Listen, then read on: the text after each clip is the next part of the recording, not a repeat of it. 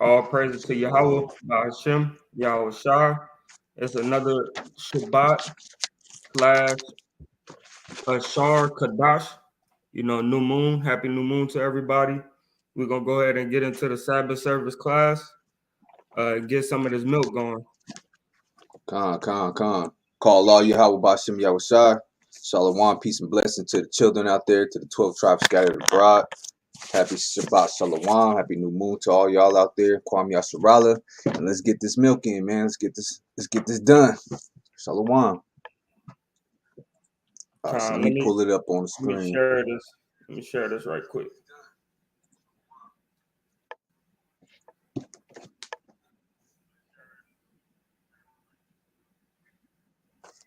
Make sure y'all like, share, and subscribe. This is our new channel. We're trying to get it built up. Don't be shy also. You come on the live, please comment so we could keep this thing active.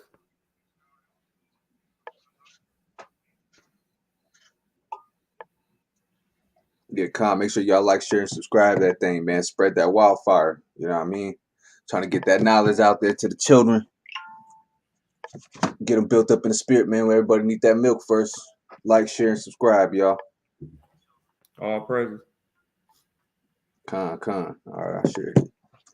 All right, so let's get into it. Genesis 31, right? That's where we're going to start today. Let me pull it up on the screen.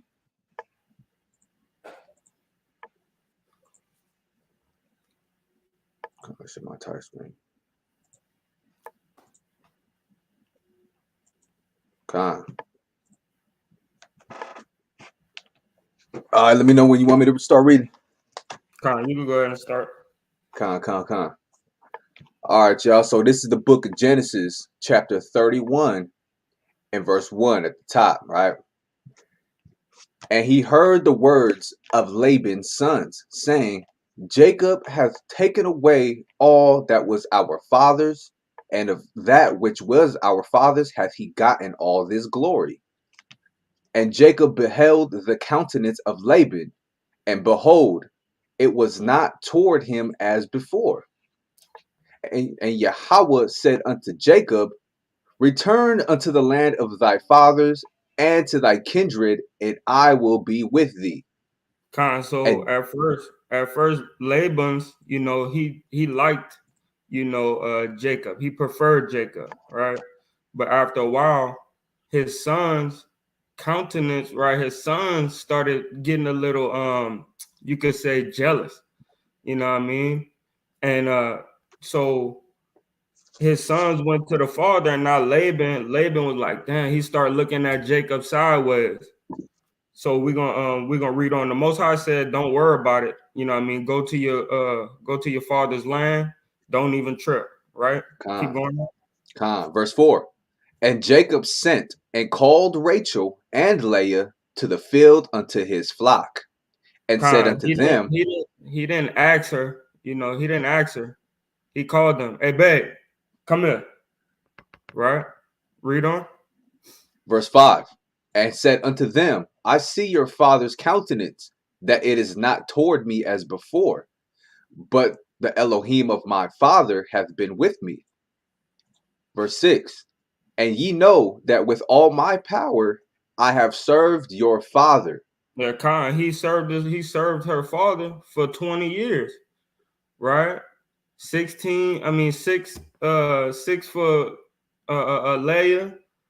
What he did 6 2 times for Rachel, right? And he served them for cattle and for sheep and goats and stuff like that. You know what I mean? So he served her father, 20 years with a smile on his face, with a good heart, right? Verse 6. Verse 7. And your father hath deceived me and changed my wages 10 times. But God suffered him not to hurt me. If he said thus, the speckled shall be the wages, then all the cattle bear speckled. And if he said thus, Salakia. So the Most High, The Most High did him bad, right? He would have turned all the cattle speckled. You know what I mean? If he would have said, "Oh, well, all the speckled will be yours," you know what I mean? The Most High would have said, "Whoop, every one of your cattle got speckles," right? Because the Most High, He works with us like that. So we got to remember that thing. Jacob knew what the deal was already, and the Most High kind of already showed Jacob that he wanted to kill him. That's why he said. Yeah, it said, right.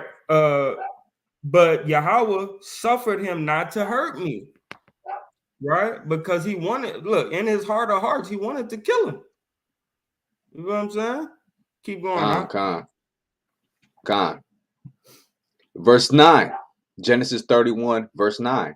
Thus God hath taken away the cattle of your father and given them to me. So no And it matter came. what, he would have got the cattle. No matter how bad he wanted to do Jacob, he would have got his cattle, man. Oh, you only could have 10 of a tenth. You know what I mean? And it got to be the speckled ones. All right, well, I'm gonna make all of them speckled. Right? Read on. Verse 10. And it came to pass at the time that the cattle conceived, that I lifted up mine eyes and saw in a dream, and behold, the rams which leaped upon the cattle were ring-straked, speckled, and gristled. Salakia. And the angel of Yahweh spake unto me in a dream, saying, Jacob. And I said, Here am I. And he said, Lift up now thine eyes and see. All the rams which leap upon the cattle are ring-straked, speckled, and gristled. For I have seen all that Laban doeth unto thee. So ring straight means that they had they was locked up. You feel what I'm saying? They was locked down. And then speckled and gristled means they had things covering their mouth, and speckled meaning spot, right? Spots and blemishes. Verse 13. Salakia, not blemishes, but speckled, meaning spots. Genesis 31 and 13. I am the God of Bethel, where thou anointest the pillar, and where thou. Who is Bethel? Bethel would be the house of God. Khan. Where thou anointest the pillar, and where thou vowest a vow unto me.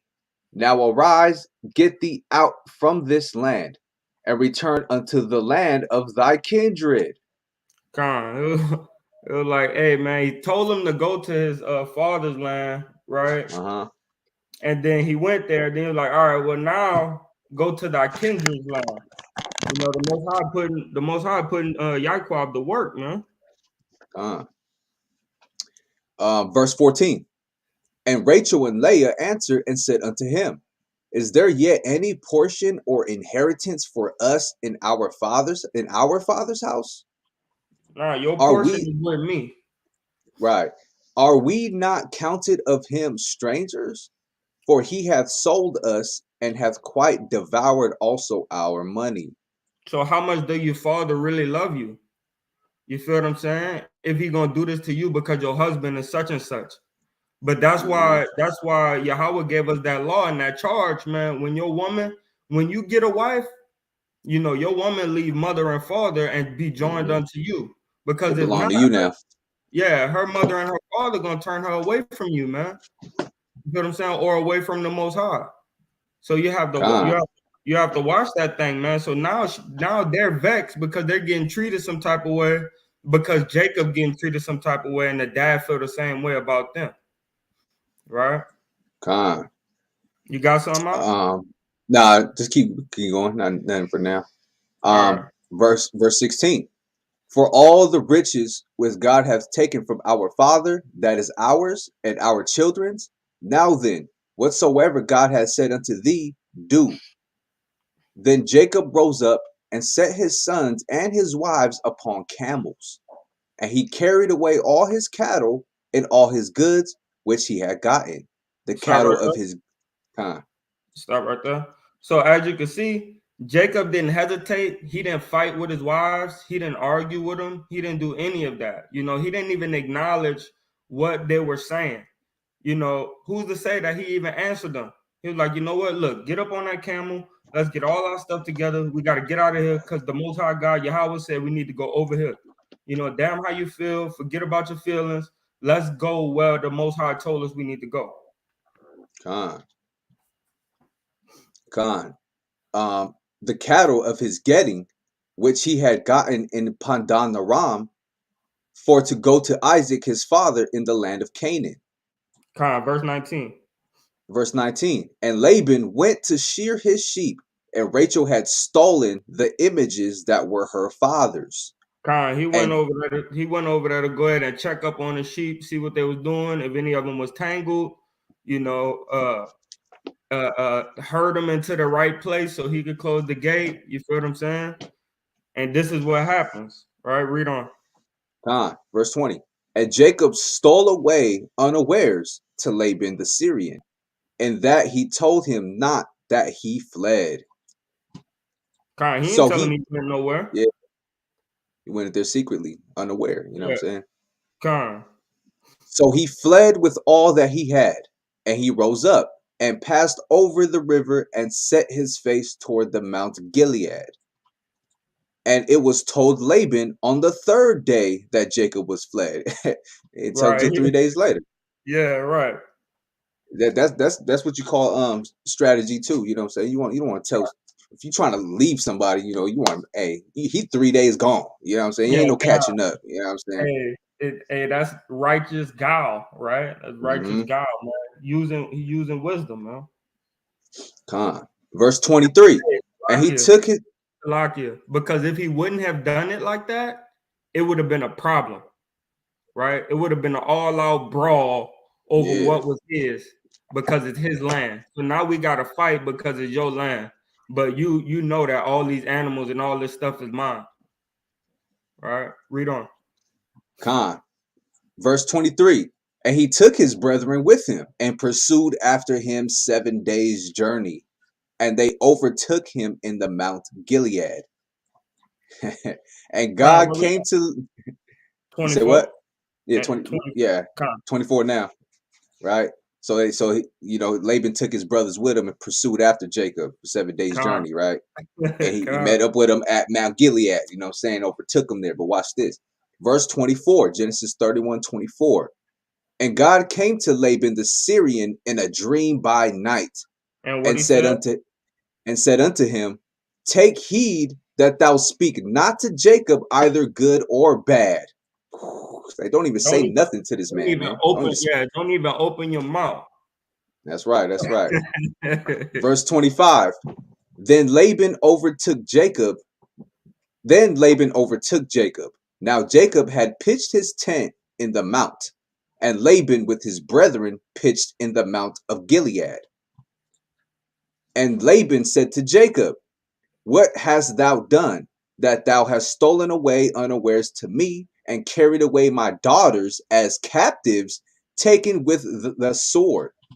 So he's trying to make it bad, like he stole his daughters. And watch what Jacob have to tell him. You know what I mean? He had to reaffirm all his work that he did, man. Like, how you gonna tell me I stole your daughters, dude? I've been busting my tail for you, for these 2 women that I got, right? Right. Verse 27.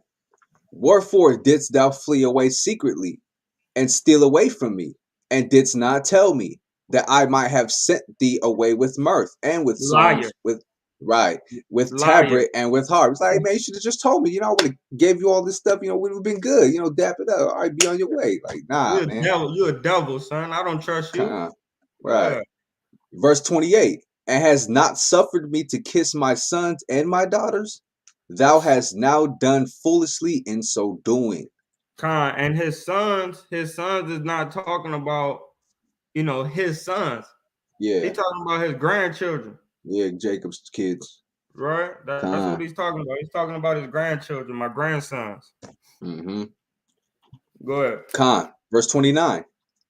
It is in the power of my hand to do you hurt. But the God of your fathers spake unto me yesternight, saying, Take thou heed that thou speak not to Jacob either good or bad.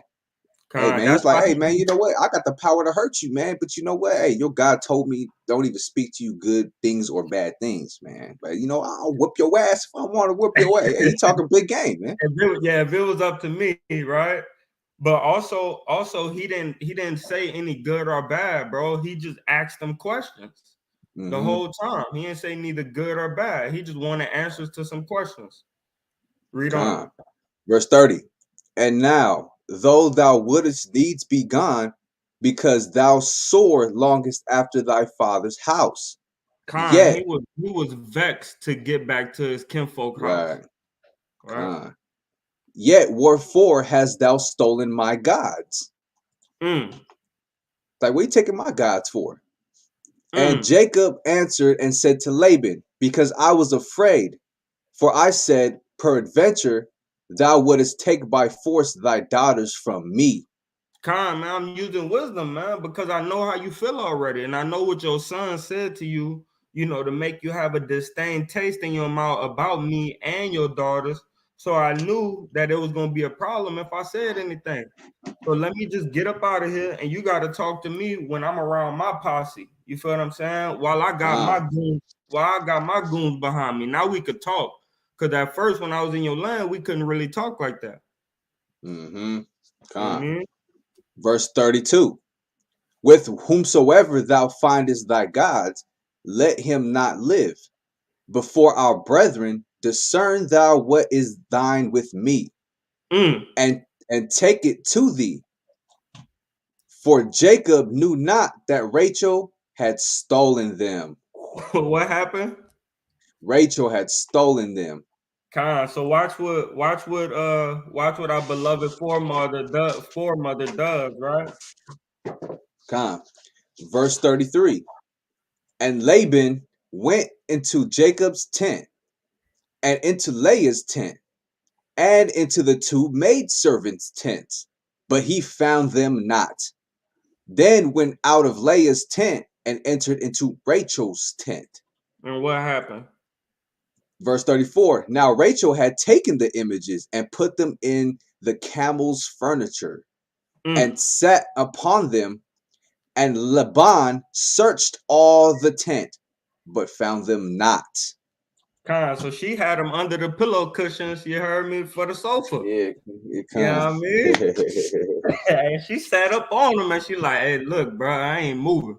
Right? Right, right. Read on. Verse 35.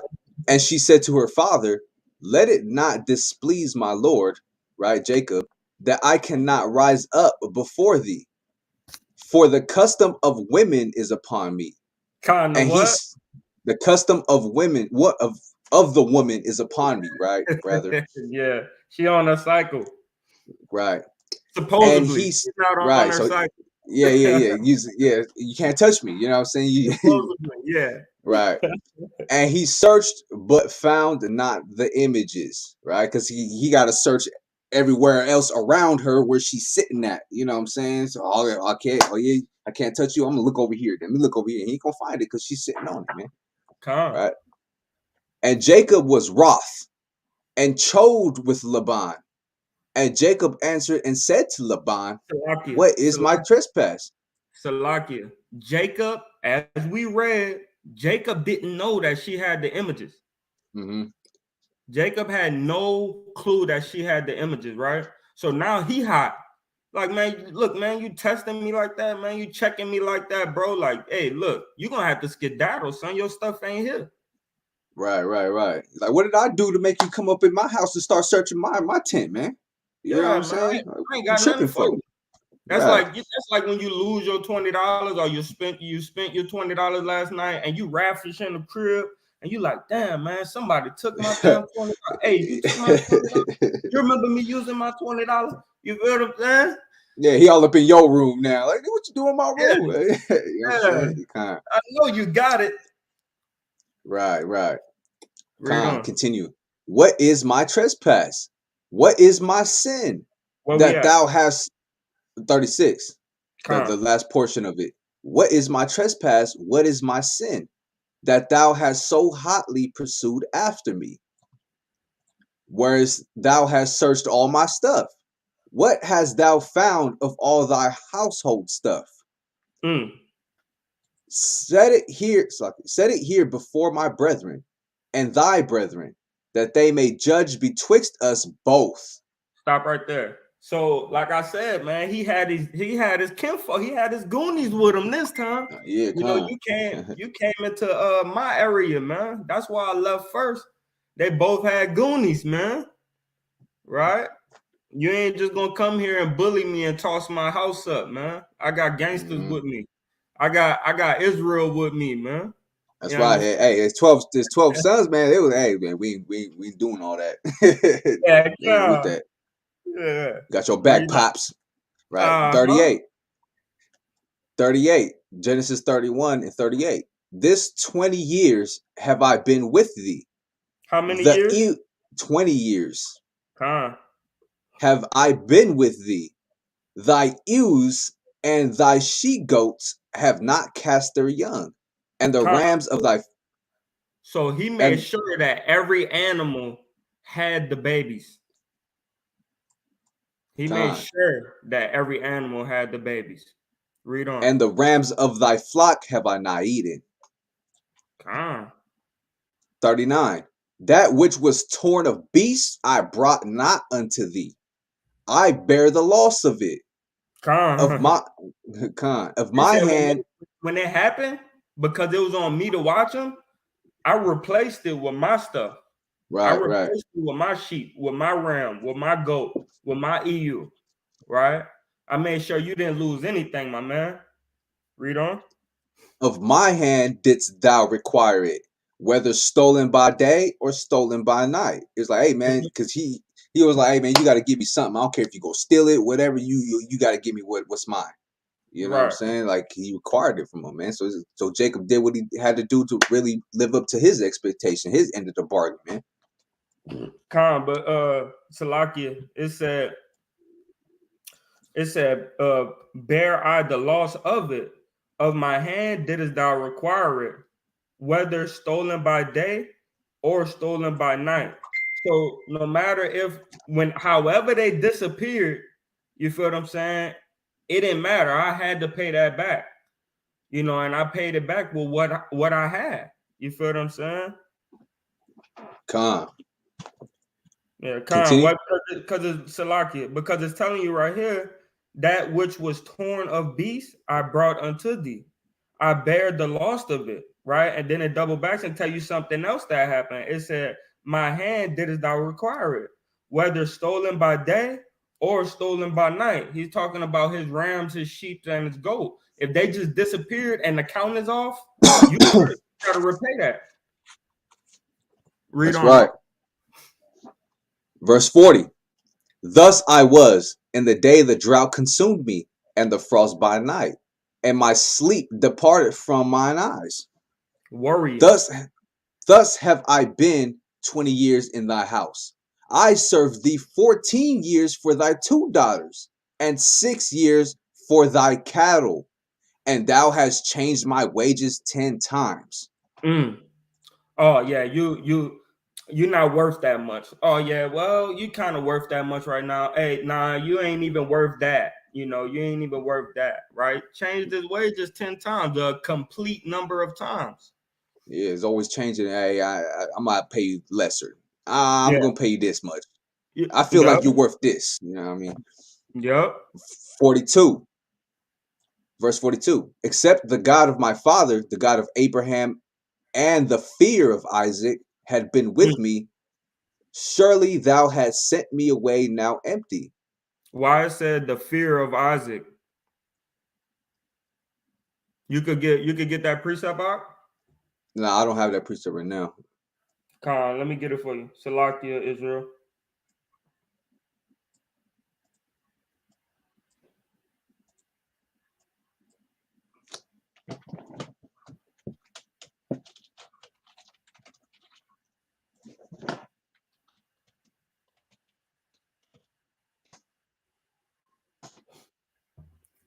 It's Genesis 22 and 1. I'll go there right now. All right, there. Genesis 22 and 1. And it came to pass after these things that God did tempt Abraham and said unto him, Abraham, and he said, Behold, here I am. And he said, Take now thy son, thy only son Isaac, whom thou lovest, and get thee into the land of Moriah, and offer him there for a burnt offering upon one of the mountains which I will tell thee of. And Abraham rose up early in the morning, and saddled his ass, and took 2 of his young men with him, and Isaac his son, and clave the wood for the burnt offering, and rose up and went unto the place of which God had told him. Then on the 3rd day, Abraham lifted up his eyes, and saw the place afar off. And Abraham said unto his young men, Abide ye here with the ass, and I and the lad will go yonder and worship, and come again to you. And Abraham took the wood of the burnt offering, and laid it upon Isaac his son. And he took the fire, laid it upon Isaac his son. And he took the fire in his hand, and a knife, and they went both of them together. Hey, he told Isaac, hey man, carry this wood for the sacrifice. You know what I mean? Drag it on up there. I got the fire and the knife. Let's go make this sacrifice. Right? Not Read knowing on. yet. Verse 8.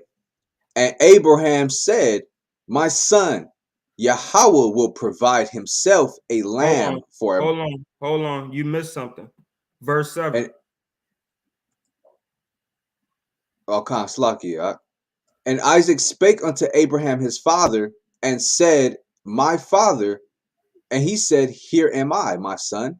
And he said, Behold, the fire and the wood. Hey, man, you got the fire and the wood. But where is the lamb for a burnt offering? So this is the fear he's talking about. Right? And Abraham said,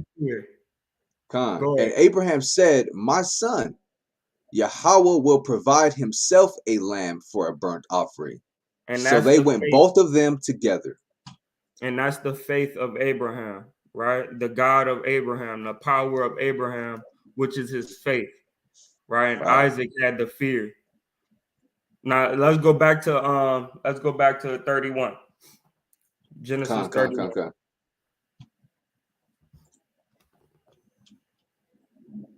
And where we at? 42.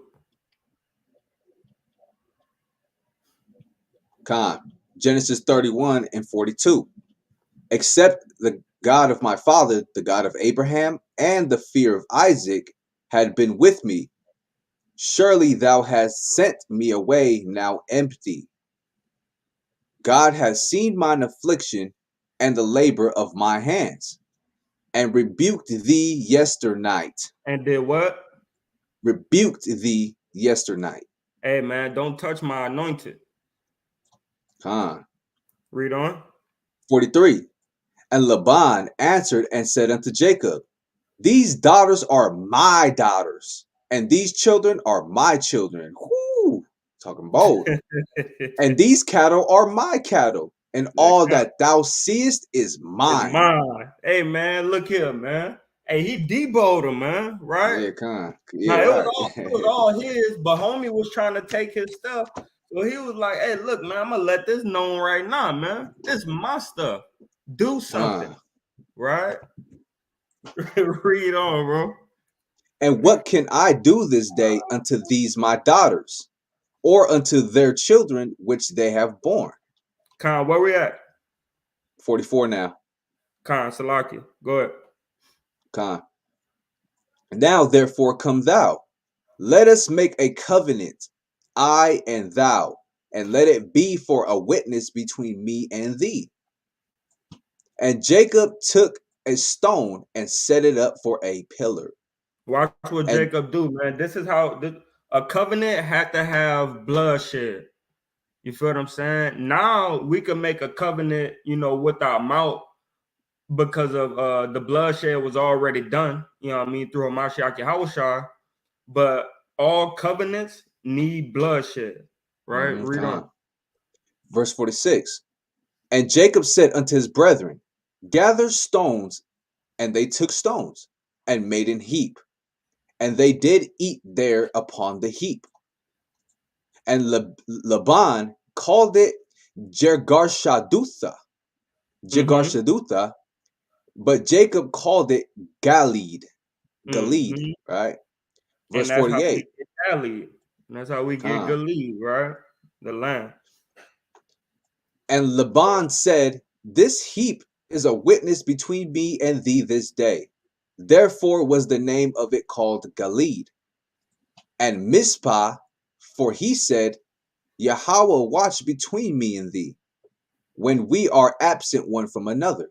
So make sure, so Yahweh is gonna make sure both of us is upholding our side of the treaty, right? Our side of the covenant. Verse 50. If thou shalt afflict my daughters, or if thou shalt take other wives beside my daughters, no man we can't have but one wife. Read on. No man is with us. See, Yahweh is witness betwixt me and thee. No matter where you go, he's watching. Verse 51. And Laban said to Jacob, behold this heap, and behold this pillar which I have cast betwixt me and thee. This heap be witness, and this pillar be witness, that I will not pass over this heap to thee, and thou shalt not pass over this heap and this pillar unto me for harm. So they walking through this aisle. This is another way to make a covenant, right? Also bloodshed. But this heap and this pillar is two things that's on the side of them, and they walk between it together. Just like marriages, you have people on this side, maybe the family of the husband, and then you got the family of the wife on the other side, and they walk between them to to stamp and sign that covenant. So that's what's happening right here. Verse 54. Then Jacob offered sacrifice upon the mount, and called his then Jacob offered sacrifice upon the mount. Why? Because it needs bloodshed to seal a covenant, right? Like earlier in Genesis, they cut I forget what it was, but they cut cattle in half, and they put one half on this side and one half on that side, and they walked in between them. Same thing going on right here. They made the covenant by walking through it, and then now Jacob is making sacrifices to stamp and seal this covenant. Seal the deal. That's right. Verse 54. End portion. And they did eat bread. Salaki, I'll start again. Then Jacob offered sacrifice upon the mount, and called his brethren to eat bread. And they did eat bread, and tarried all night in the mount. And early in the morning, Laban rose up and kissed his sons and his daughters, and blessed them. And Laban departed and returned unto his place.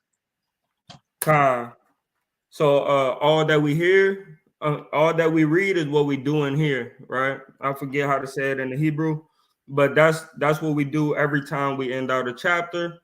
We say all that we read is what we do and hear, right? So let's go to 32. This is Genesis chapter 32 and verse 1. And Jacob went on his way, and the angels of Yahweh met him. And when Jacob saw them, he said, this is Yahweh's army, or his host, Salakia. And he called same thing, man. His body, yeah, And he called them the name. He called the name of that place Mahanaim, right? Mahanaim. And Jacob sent messengers before him to Esau, his brother. He sent angels before him to Esau, if you understand, right? Messengers is an angel. Messengers, Let's go. yep, right, unto the land of Seir, the country of Edom. All Uh-oh. right. Mhm. And he commanded them, saying, Thus shall ye speak unto my lord Esau. Thy servant Jacob saith thus, I have sojourned with Laban, and stayed there until now. And I have oxen and asses, flocks and men servants and women servants. And I have sent to tell my lord that I may find grace in thy sight. So why is he calling Esau his Lord, right? His Esau was older big brother. in power. He was big in power right here, man. You know, he had a lot going for himself, He had a right? lot of men with him too at that time. Right. He had big armies, man. You feel what I'm saying? He was like he had a lot of stature right here, bro. So, Hmm. Jacob had to humble himself before Esau, even knowing that he was better. You know what I mean? He still had to humble himself because he know how his brother is. Con. Read on. Con. Verse 6. And the messengers returned to Jacob, saying, We came to thy brother Esau, and also he cometh to meet thee, and 400 men with him. How many men? 400. Man. 400. Oh, 100. He Man, had, man, I'm 400 talking men. mighty That's a men, lot. man. That's a Mighty lot of men. men right there. Con. What? And Jacob just getting out of captivity. So all he got is his sons, a couple servants. You know what I mean? He might have Uh-huh. like a hermit with him, you know what I mean? And some of that hermit is women and kids. Con. You know what Right, I right, right. mean? That's right. That's right. Con. Verse 7. Then Jacob was greatly afraid and distressed, and he divided the people that was with him, and the flocks and the herds and the camels into two bands, Hey, and said, look, Shalakia. Hey, look, you go over here, we gonna go over here. That way he can't take everything from me. You feel what I'm just in case, because he don't saying? know what to expect yet. He said Yeah, 400 men. Oh man, he probably coming to do something to me. I don't know what he's gonna come do. You know what I'm saying? yeah, God. Hey, y'all Because go that's over there. because that's all the messengers had told him. It was like, yeah, Yeah, Esau coming. He coming with 400 men. He didn't tell him anything other than that. You know what I'm right. saying? So From Jake was what like, we oh know. man, you know what I'm From saying? what we know, right? Con. From the scriptures, he Yeah, ain't from tell the him nothing scriptures, else. right? He said he coming, but he Yeah, got 400 400 men, men with him. dog. Read Yeah, on, huh? con. Verse 7, Salakia. Verse 8. Yeah, verse 8. And said, if Esau come to the one company and smite it, then the other company which is left shall escape. Yeah, that's a God, good game plan right there, man. at least I have something. You know what I mean? Yeah, right, right. And Jacob said, O Yahweh, Abba of Abraham, and Elohim of my Abba Isaac, Yahweh which says unto me, return unto thy country Do and to what? thy kindred. Do what? Return unto thy country Why? and Why he say return unto his country? You know, you told me to do this. Don't let him take me out now. He's pleading with him, just like David, right? He's pleading with Yahweh, man. You told me to do this, man. Come on. Come on. You know, be my shield and my buckler. Come on. You know, read on, Salaki. come. Return unto thy country and to thy kindred, and I will deal well with thee. Khan, you see, help me. You know what I mean? You told me you was gonna deal well with me, man. Hey, look, let me remind you of what you told me. Right? That's how we gotta pray sometimes. You know what I mean? Right. Hey, remember the covenant that you made with Abraham, Isaac, and Jacob, Yahweh. You know what I mean? Have mercy on your servant. Read Come. on, right? That's right. That's right. Verse 10. I am not worthy of the least of all the mercies and of all the truth which thou hast showed unto thy servant. For with my staff I passed over this Jordan, Mm. and now I am become two bands. Khan. Now they split up Khan. right Hey, now. this is also, man, if you think about it, right? This is also the split in between the northern kingdom and the southern kingdom. That's right. Right. You see what I'm saying? He said, Mm-hmm. for with Salakia, for with my staff have I passed over this Jordan. he had the whole staff, he had his whole family, right? And then it goes on to say, and now I become two bands. The staff has broken. I Right. split my kingdom in half, right? Con. Read on up. That's right, Con. Verse 11. Deliver me, I pray thee, from the hand of my brother, from the hand of Esau. For Con, I that's fear him. Salakia, that's what we're asking for right now. We got the Right, staff Con. coming back together, bro. We got Northern Kingdom and Southern Kingdom under the hand of Esau. And we're asking the Most High to do the same thing for us, man. It's Ezekiel Right? 37. Here, Con. Go ahead, my bad, Con. Salakia. Con. For I fear him. I'll start again. 11. Deliver me, I pray thee, from the hand of my brother, from the hand of Esau. For I fear him, lest he will come and smite me, and the mother with the children. Con, and my wives and the children. Uh-huh. And thou saidst, I will surely do thee good, and make thy seed as the sand of the sea, Man, he which pleading. cannot be numbered for multitude. Con, he pleading with the Most High, man. You made me a promise. Help, Mm-hmm. He's right? bringing it back to his remembrance, man. Right, Con. That's right, huh? That's right, Verse huh? 13. And he lodged there that same night, and took of that which came to his hand a present for Esau his brother, 200 she goats, and 20 he goats, 200 ewes and 20 rams, 30 milch camels with their colts, 40 kine and 10 bulls, 20 she asses and 10 foals. And he delivered them into the hand of his servants, every drove by themselves, and said, every drove by themselves, and said unto his servants, pass over before me, and put a space betwixt drove and drove. Con, hey, go before me and bring Mm-hmm. this stuff to him so we can make smooth things over. Mm-hmm. Right? Let's try to Right, smooth right, this right, thing right. over, man. Go Con. ahead. Verse 17, Genesis 32 and 17. And he Con. commanded the foremost, saying, when Esau my brother meeteth thee, and asketh thee, saying, whose art thou? And whither goest thou? And whose are these before thee? Then shalt thou say, they be thy servant Jacob's. Yeah, It is wait a for him, present. Salakia, Uh-huh. wait for him to ask you what's going on. Right, right. And then you tell him, don't come through and hurry up and be like, hey, Jacob, Jacob, thy servant, is coming through with all this. This is Right, yours. right. Don't be Let them scared about it. question. Yeah, don't be scared about it and hurry up and tell him because you're scared. Nah, wait till he asks you, why you come over here, why you come through here, and who all this for? Like, Yeah, hey, you don't look, want to show them that weak countenance, man. You know what I'm saying? exactly, because now he gonna overthrow you. You feel what I'm Yeah, saying? So right. wait for him to ask you. Don't even have no smile on your face. Don't even look scared. Wait for him to ask you and be like, yeah, this from Jacob, dog.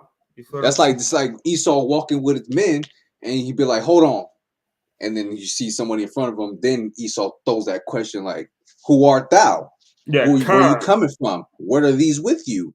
Then you make that answer. You know what I'm saying? Like Right, Jacob told you, right? right. Because Verse 18. that show Then, yourself a man. You show yourself a man like that. Read on. Khan, then thou shalt say, they be thy servant Jacob's. It is a present set unto my lord Esau. And behold, also he is behind us. He on the And way. he, yeah, Khan. And so commanded he the second and the third and all that followed the droves, saying, on this manner shall ye speak unto Esau when ye find him. He So it's trying to basically sending, lighten the yeah, blow, man. he's Salaki sending, trying to lighten the blow. Go ahead, go ahead. Khan, he's sending waves after waves after waves, and then Jacob comes last. You know what I'm Khan. saying? So Esau's with all Jacob's presence, like, oh, there you are, Jacob. I see what you brought me. You know, this is all for me. I'm guessing. You know, easing him up. You know what I mean? Right. So that's what droves are, different waves. You know, not all at once. Khan. Verse 20. And say ye moreover, behold, thy servant Jacob is behind us. For he said, I will appease him with the present that goeth before me, and afterward I will see his face. Peradventure he will accept of me. Verse 21. So went the present over before him, and himself lodged that night in the company. And he rose up that night and took his 2 wives and his 2 women servants and his 11 sons and passed over the ford Jabbok. Right? Verse 23. And he took them and sent them over the brook and sent over that he had. And Jacob was left alone, and there wrestled a man with him until the breaking of the day. And when he saw that he prevailed not against him, he touched the hollow of his thigh, and the hollow of Jacob's thigh was out of joint as he Con, wrestled with him. go Keep ahead. going. Yeah. 26. And he said, Let me go, for the day breaketh. And Hey, he man. said, I'm pleading with you, man. Let me go, man. The angel was like, hold out, man. Hold out. I'm tired. You know what I mean? Go ahead. And he said, I will not let thee go, except thou bless me. And he said unto him, What is thy name? And he said, Jacob. And he said, Thy name shall be called no more Jacob, but YASHARAHLA, Con, Israel, right? For as a prince hast thou power with Yahweh and with men, and has prevailed. con. So we got power, man. We got power through Yaquab, through Uh-huh. Israel. We got power, man. You know, like, so we always have to remember that, because things come up. You know, things come up, and we tend to forget that we are the He Prince power, right? Right. We are Shalom, that. shalom to everybody in the chat. Khan, shalom, shalom. Right, man. Verse 29. And Jacob asked him and said, Tell me, I pray thee, thy name. And he said, Wherefore is it that thou ask after my name? And he Khan. blessed them there. He said, "What you And need to know? What you need to know me for, man? yeah, kind you know, you know, I came from heaven, right? right. Trying to get a name from an angel real quick. Yeah, yeah. And Jacob called the name of that place Peniel, for I have seen Yahweh face to face, Mm. and my life is preserved. Khan, I seen power, man, face to Right, face, power face to face. right? And I prevailed, man. You know, Yahweh Shem Yahushua gave me the strength Con. to really overcome this angel and get this blessing. He You gave understand? he gave him strength. He gave him power to be able to overcome in wrestling that angel. So basically, he's like, go ahead, and keep that power I gave you, man. Yeah, you yeah. earned it. You earned it. You know, just keep that power because That's can't right. no mortal man wrestle with an angel and win. He had power on him. It's like, you know what? You earned it. Keep that power I gave you, man. Yeah, Khan, all praises, man. Con, Good analysis and good analogy, man. con. Praise to the Most High. 31. And as he passed over Penuel, the sun rose upon him, and he halted upon his thigh. Therefore, the children Remind me, of Yasharahla, remind me. He was holding his thigh, man. That thing was still hurting. That thing, he made it through, but that thing was still hurting. verse 32. Therefore, the children of Israel eat not of the sinew which shrank, which is upon the hollow of the thigh, unto this day, because he touched the hollow of Jacob's thigh in the sinew that shrank.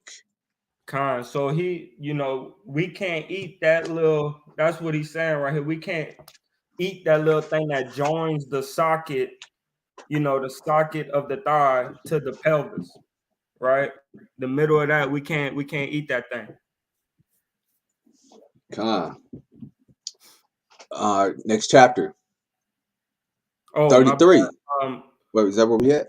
Yeah. All that all that we read is what we doing here, right? Con, Let's go con. ahead All that we read to is what we doing here. Con. Genesis 33:1. And Jacob lifted up his eyes and looked, and behold, Esau came, and with him 400 men. And he divided the children unto Leah, and unto Rachel, and unto the two handmaids.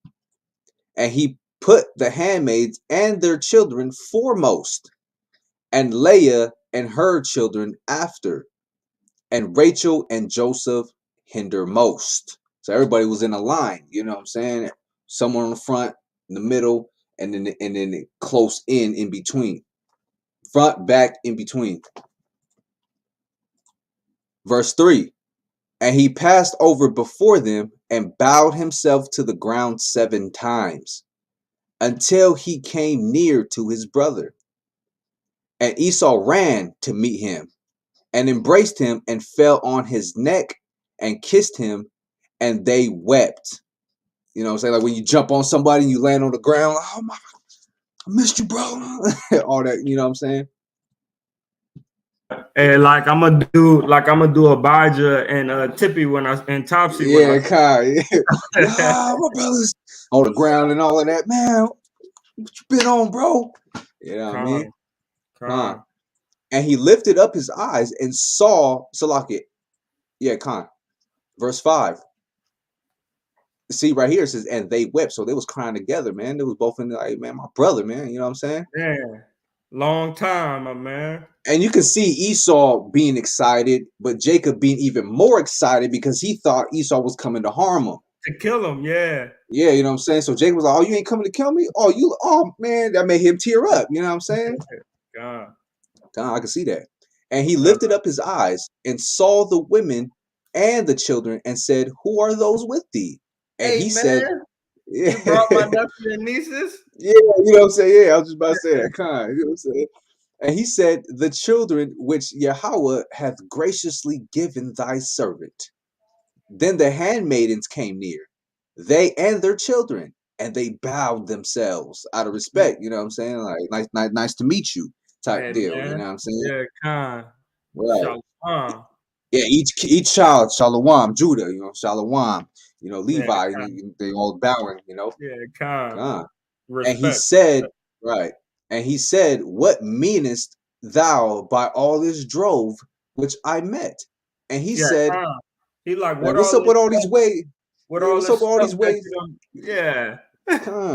What's all these droves? What's all this stuff for? And he said, these are to find grace in the sight of my Lord. Hey man, I Right? thought you was gonna do me something, man. Mm-hmm. And Esau said, I have enough, my brother. Keep that thou hast unto thyself. God, Man, don't even worry about it. Hey, it bro, can. I owe you $100. You know what I mean? Hey, don't even worry about it. Yeah, bro. I got enough, man. You Yeah, know. God.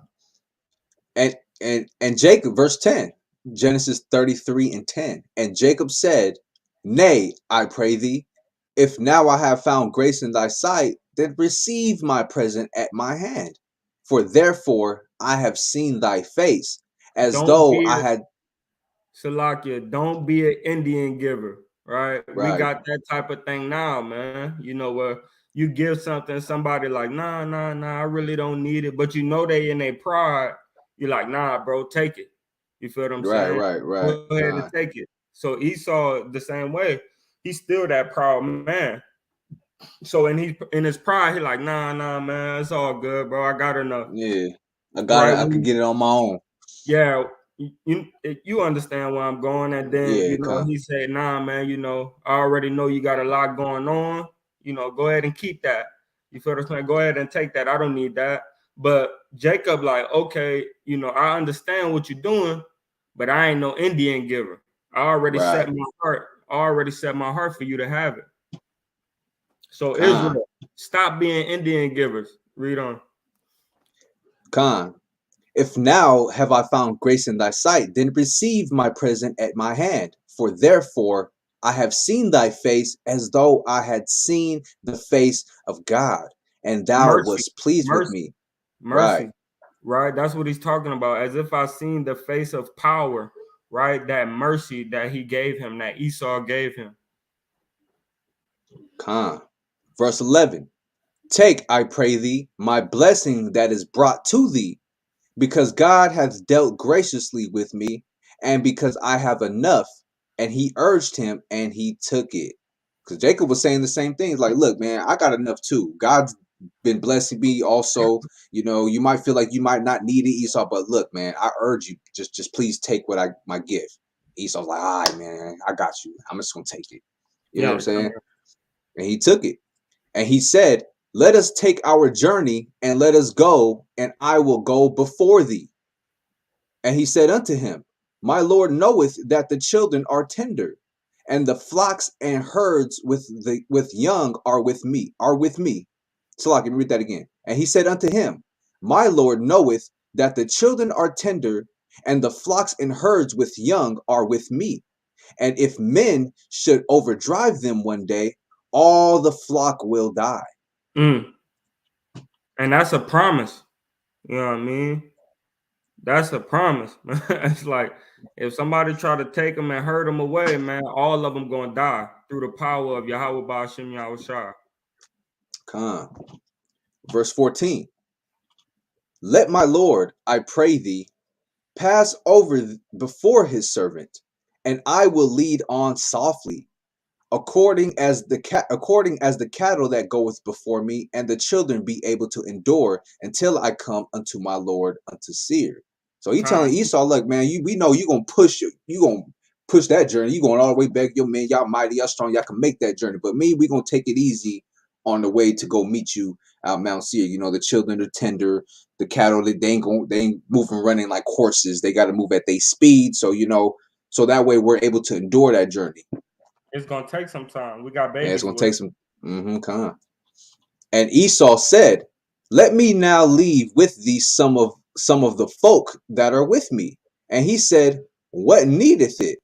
Let me find grace in the sight of my Lord. It's like, man, I'm not trying to win favor from your men. You know what I'm saying? I'm trying to win favor from you. So we don't need your men. We're gonna make that journey. I promise you. Right? We're gonna meet you up there. So Esau returned that day on his way unto Seir.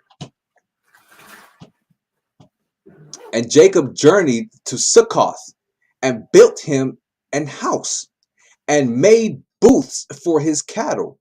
Therefore, the name of the place is called Succoth, right? Succoth would also just mean simply shelter, right? That's what it is. Succoth is a shelter. So he built himself a shelter there for his cattle and them. And Jacob came to Shalem, a city of Shechem. It's like it. Yeah, it's called Shechem. Yeah, Shechem, which is in the land of Canaan. When he came from Padanaram, and pitched his tent before the city. Salakia, let me reread that. Salakia. And Jacob came to Shalem, a city of Shechem, which is in the land of Canaan, when he came from Padanaram and pitched his tent before the city.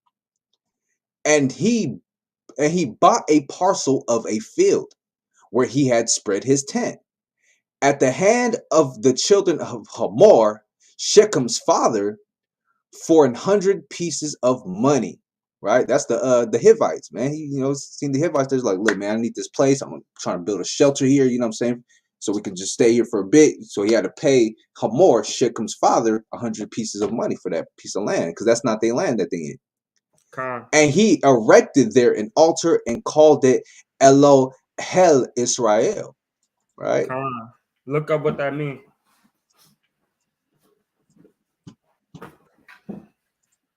It means God is the God of Israel. All right. All that we read is what we doing here. All that we read is what we doing.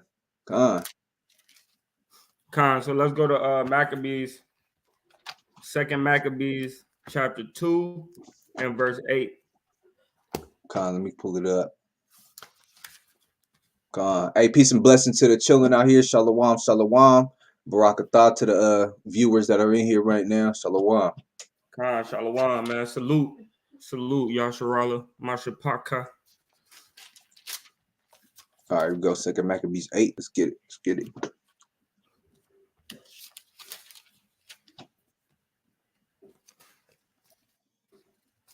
We need another moderator, man, to be on there and saluting the family when they come in and come on, man.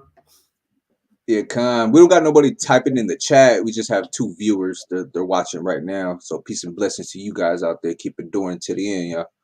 Khan, all present. Yeah, make sure y'all like and share, subscribe this thing, man. You know, we trying to get that increase. You know, all praise to the Most High willing. You know, put it on y'all spirit. So, all right, let's get it. Let's get it. So, this is the book of Second Maccabees, chapter 8 and verse 1. Right. Then Judas Maccabeus and they that were with him went privily into the towns, right? Means secretly into the towns, and called their kinfolks together, and took unto them all as such as continued in the Jews' religion, and assembled about 6,000 men. Right. Khan, so this is a recap. You know what I mean? This is another brother telling the stories about Judas Maccabees and the revolt. Right? He's just giving them a friendly reminder of what just went down some years back.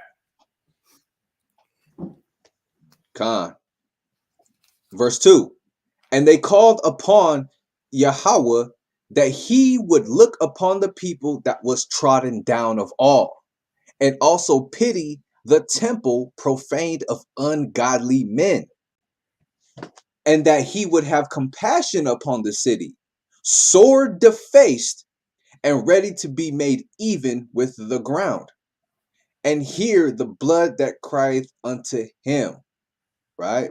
So they're asking the Most High to have mercy because they trying to get back to their ways, man. The ancient past of their forefathers. That's why he went and found 6,000 men who did not succumb to the Greek ways and wanted to continue the path of their forefathers, right? Keeping the laws.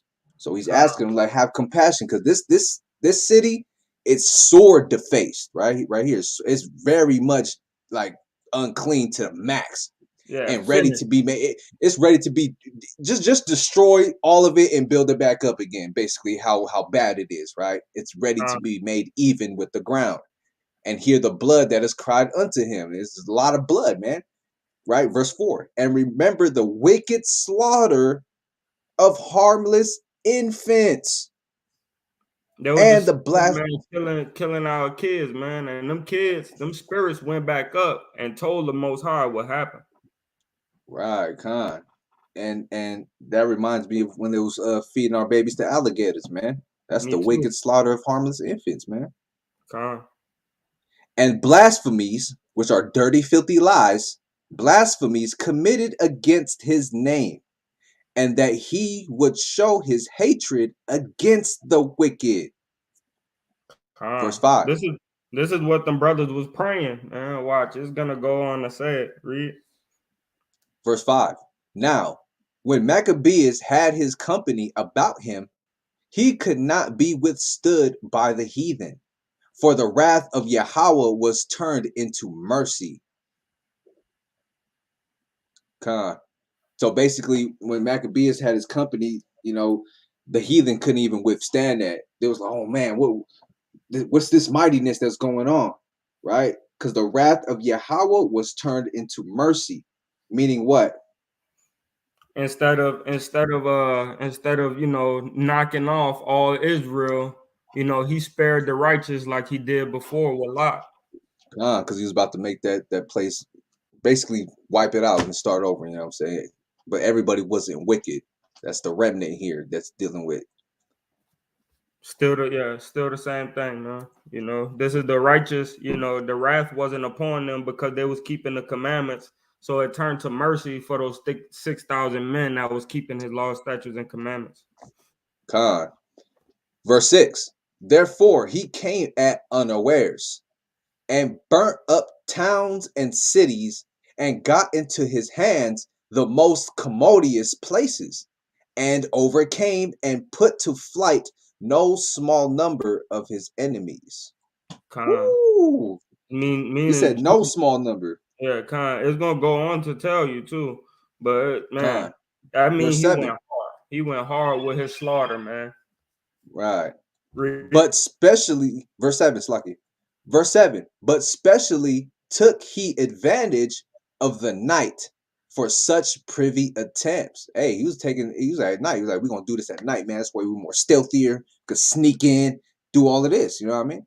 Right. And so much that the fruit of his holiness was spread everywhere. That's like it's like you seen imagine being a Jew trotting down and you just see your enemies getting destroyed. You're like, oh my, who's doing that? You know what I'm saying? It gotta be somebody holy. It gotta be somebody on our side. You know what I'm saying? Is it an angel?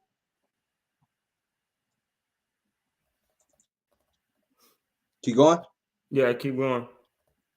Verse 8. So when Philip saw that this man increased by little and little, and that the things prospered with him still more and more, he wrote unto Ptolemy.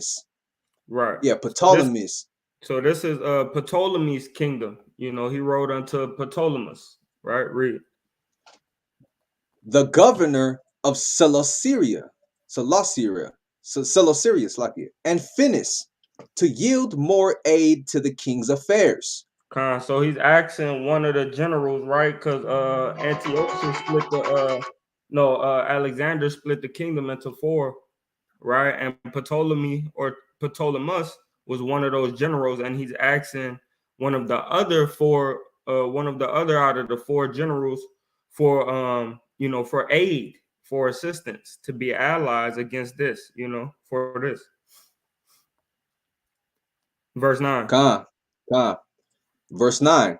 Then forthwith choosing Nicanor, the son of Patroclus, one of his special friends, he sent him with no fewer than 20,000 of all nations under him, to root out the whole generation of the Jews. And with him he joined also Gorgias, a captain, who in matters of war had great experience. They're like, man, we got to get some of the top men, man. We got to do something about this. You know what I'm saying? Con, Let's choose Nicanor. Let's get Nicanor and his special friends. You know, it's no fewer than 20,000, all the nations under him. You know what I'm saying? We're going to use these men to go root out the whole generation of the Jews. You know what I'm saying? you could read on this, in First Maccabees, chapter 1 to chapter like 6, and you'll get this account. Verse 10. So Nicanor undertook to make so much money of the captive Jews as should defray the tribute of 2,000 talents, which the king was to pay to the Romans. So it's like, you know what, So man? Yeah, let's go get them. Let's go get them. Let's round them up. Let's sell them because we owe the Romans anyways. Let's just sell them and pay the Romans what we make off of them. Verse 11. Wherefore immediately he sent to the cities upon the sea coast, proclaiming a sale of the captive Jews, and promising that they should have 80 bodies for 1 talent. Hey, that's 70, man. 70 for 1 talent. 70 bodies, 70 humans for 1 talent, man. Not expecting the vengeance that was to follow upon him from the Almighty God. Somebody's watching you. Ooh, Somebody's yep. watching you. got that black cloud over him, man, but they can't even see it. Verse 12. Now, when word was brought unto Judas of Nicanor's coming, and he had imparted unto those that were with him that the army was at hand. So he told his brothers, like, yo, man, they coming. Verse 13. They that were fearful and distrusted the justice of Yahweh fled and conveyed themselves away.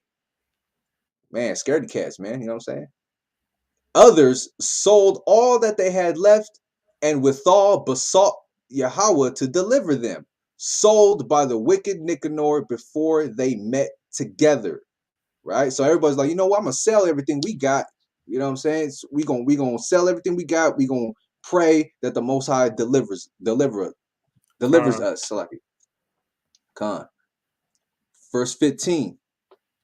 And if not for their own sakes, yet for the covenants he had made with their fathers, and for his holy and glorious name's sake, by which they were called. So we're just gonna do it for the glory of the Most High. Period. Not for us, you know what I'm saying? But for the so the covenants of our fathers can continue, so the glory of the Most High's name can continue. We're not gonna fold. Verse 16. So Maccabeus called his men together unto the number of 6,000, and exhorted them not to be stricken with terror of the enemy, nor to fear the great multitude of the heathen, who came wrongly against them, but to fight manfully. He's calling everybody. So Maccabeus is like, look, man, don't fear, don't even worry about it. You know, even though they a great multitude, and they coming against us in a wrongful matter, hey man, don't even trip about that. The Most High call us up. You know. I want to go. I can't go. I can't afford it.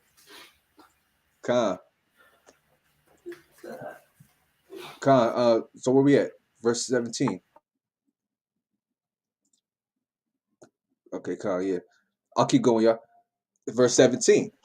For they, said he, trust in their weapons and boldness, but our confidence is in the Almighty. Is he already gone, or is he leaving? Who at the back? We still here. Mute your mic. Mute your mic. Go ahead. Salakia. Verse 18 says, for they, said he, trust in their weapons and boldness, but our confidence is in the Almighty, who at a beck, right, at an instant, can cast down both them that come against us, and also all the world. So he's telling his brothers, like, don't fear, don't worry about this great multitude or any of that, right? Because look, now I skip one, Salakia. And to set before their eyes the injury. Let me start back at 16. Salakia, chat.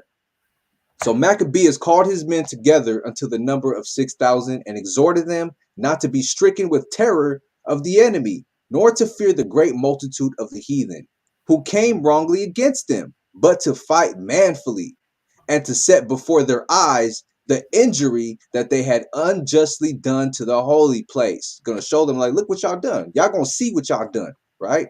And the cruel handling of the city, whereof they made a mockery, and also the taking away of the government of their forefathers. We gonna tell them, like, this is what you did, this is what we standing on. We ain't playing that game.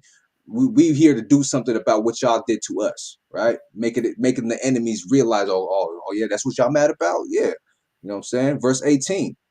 Moreover, he recounted, Salaki, 18, for they said to trust in their weapons and boldness, but our confidence is in the Almighty, who at a beck can cast down both them that come against us, and also all the world. Bring it out. This is the book of Second Maccabees, chapter Salakia, chapter 2 and verse Salakia. First Maccabees, chapter 2 and verse 64. Right? And this part of what was being read right now, you understand? It says, Salakia, verse 64. This is First Maccabees, chapter 2 and verse 64. Wherefore, you, my son, be valiant and show yourselves men in the behalf of the law. For by it shall obtain, Salakia, for by it shall you obtain glory. Right? So this is what exactly is going on right here, man. You know, he said, be valiant and show yourself men, right? Be valiant mean be strong, you know, be mighty. Don't be scared, right? He sent forth valiant men. Right? Read on. It's lucky. Here we go. 18. It's lucky, yeah. 18. Again, for they said he trust in their weapons and boldness, but our confidence is in the Almighty, who at a beck, right, at an instant, any second, can cast down both them that come against us, and also all the world. See, they trust in their weapons and boldness. We trust in the Most High, right? Verse 19. Moreover, he recounted unto them what helps their forefathers had found, and how they were delivered when under Sennacherib 185,000 perish. Sennacherib, that's a Neo-Assyrian ruler of Assyria, right? Northern Mesopotamia, I believe. That's something that we were delivered from, right? 185,000 perished. And he told them of the battle that they had in Babylon with the Galatians, right? I encourage y'all to go type in the Galatian Wars, right, and do a study on that. It's some good meat there. You know what I'm saying? So Khan. How they became but 8,000 in all to the business with 4,000 Macedonians. and that the Macedonians being perplexed, the 8,000 destroyed and 120,000 because of the help that they had from heaven, and so received a great booty, which would be a great shame, right? Now, a great booty is a spoil. It's like a spoil. Yeah, a spoil, treasure. Right.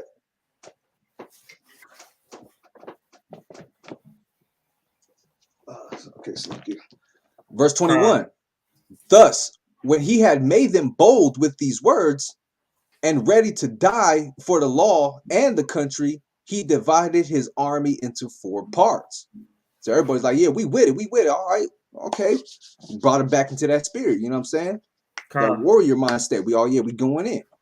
22. And joined with himself his own brethren, leaders of each band, to wit Simon and Joseph and Jonathan, giving each one 1,500 men. So these were the leaders, Simon, Joseph, and Jonathan, of the 4 parts, because he split them into 4, made them leaders of those 4 parts. Each part had 1,500 men with them. Also, he appointed Eleazar to read the holy book. And when he had given them this watchword, the help of Yahweh, himself leading the first band. And by the help, clicked on it. And by the help of the Almighty, they slew above 9,000 of their enemies, and wounded and maimed the most part of Nicanor's host, and so put all to flight. Hey man, had them running, man. They saw what was going down, man. They were beating them blue and black. You know what I mean? Some of them hands got chopped off. You know, they got hit in the thigh, half of the thigh just hanging. You know what I mean? Hey man, it was a great battle, man. You feel what I'm saying? Great battle, because that's only 6,000. Right, sent them boys straight to flight. You know what I mean? Read on. Right. And took their money. Verse 25, and took their money that came to buy them, and pursued them far, but lacking time, they returned. Oh yeah, this money, this is what y'all was gonna buy us with. Oh yeah, we taking that. We're gonna need that. You know, we're gonna need that. Ain't nobody buying no slaves over here, man. We taking your bread, man. Read on. 26, for it was the day before the Shabbat, and therefore they would no longer pursue them. So look, before that sun go down, we need to make it back where we gonna be resting at, so we don't have to. We ain't pursuing them on the Shabbat day. Now, if they come to us, we gonna let them have it. You feel what I'm saying? And especially but we're not when doing no pursuing. Especially when the Most High is on your side, you be like, yeah, we gonna keep his Shabbat. We he's on our side. We keeping that Shabbat. He's gonna be on our side regardless. You know what I'm saying? We taking advantage of the Most High being on our side, so we're gonna uphold what we have to do to keep him on our side, man. We need you. You know what I mean? That's right. Verse 27. So when they had gathered their armor together and spoiled their enemies, they occupied themselves about the Sabbath, yielding exceeding praise and thanks to Yahweh, who had preserved them unto that day, which was the beginning of mercy distilling upon them, right? Because the Most High is now showing that he's now dealing with them and he's not going to utterly destroy them because they didn't Con, the all turn mercy, wicked, right? Right. He's dealing with these 6,000 men. Con, and the Con. mercies, the mercies was resting upon him, right? Upon Mm-hmm. them. Read on. Distilling, yeah, con. And after the Sabbath, when they had given part of the spoils to the maimed, and the widows and orphans, the residue they divided among themselves and their servants. So it's like, yeah, we took everything from the enemies. We're gonna make sure we give it to the people first, and then whatever's left, we're gonna give to ourselves, right? When this was done, and they had made a common supplication, they besought the merciful Yahweh to be reconciled with his servants forever. Con, can you stay Moreover, with us and hold us and keep us forever? right. We don't want to depart from your law. We want you to be with us forever. We don't want to go through you departing from us and we go through this again. Verse 30. Moreover, of those that were with Timotheus and Bacchides, who fought against them, they slew about 20,000 and very easily got high and strong holds and divided among themselves many spoils more, and made the maimed, orphans, widows, yea, and the aged also, equal in spoils with themselves. So they took even more spoils. Hey, they took a stronghold.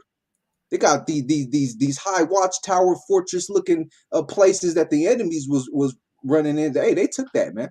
Con, And whatever was in it, hey man, they gave the spoils and split it again. Verse that's us. 31. That's us, Con. homie. And when they had gathered and when they had gathered their armor together, they laid them up all carefully in convenient places. Oh, we gonna hide some here, man. Let's tuck these spoils over here in this part. Let's hide it under this chamber. You know what I mean? And the remnant of the spoils they brought to Jerusalem, whatever was left. And you're gonna bring it back to Jerusalem, man. Verse 32. They slew also Philarchus, that wicked person, who was with Timotheus and had annoyed the Jews many ways. Hey, that's that loudmouth guy. Ha ha!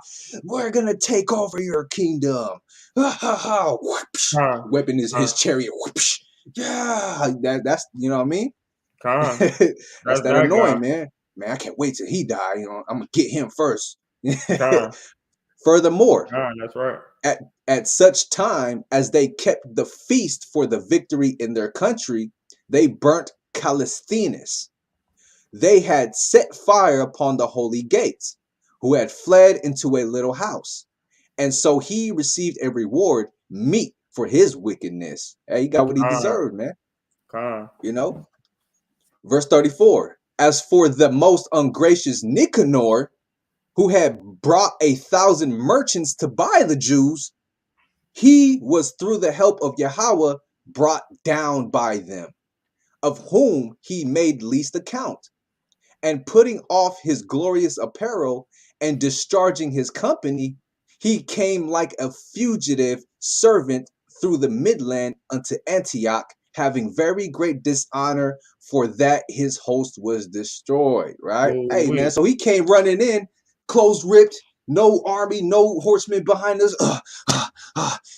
King, you won't believe what happened.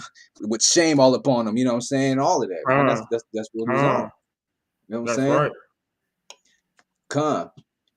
And it says 36. Thus he that took upon him to make good to the Romans their tribute by means of captives in Jerusalem.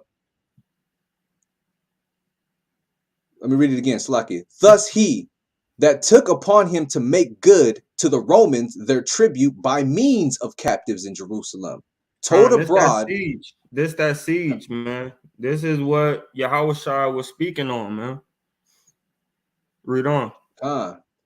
Told abroad that the Jews had Yahweh to fight for them, and therefore they could not be hurt because they followed the laws that he gave them. right? Mm. Con. I got a precept on that too. Con. Get it real quick. Classic, right? Judith chapter 5 and verse 20. And it reads, "Now therefore, my lord and governor," this is Achior talking to his governor, Holofernes, right? "If there be any error in this people, and they sin against their God, let us consider that this shall be their ruin, and let us go up, and we shall overcome them. But if there be no iniquity in their nation, let my Lord now pass by, lest their Lord defend them, and Con. their God be for them, and we become a reproach before all the world." Right? Con. So if we, He knew how yeah, to operate with the Israelites.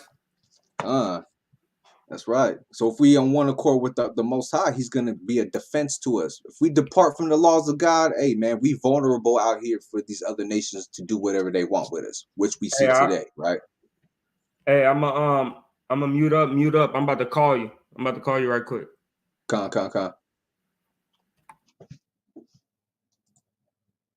Con. Brief moment.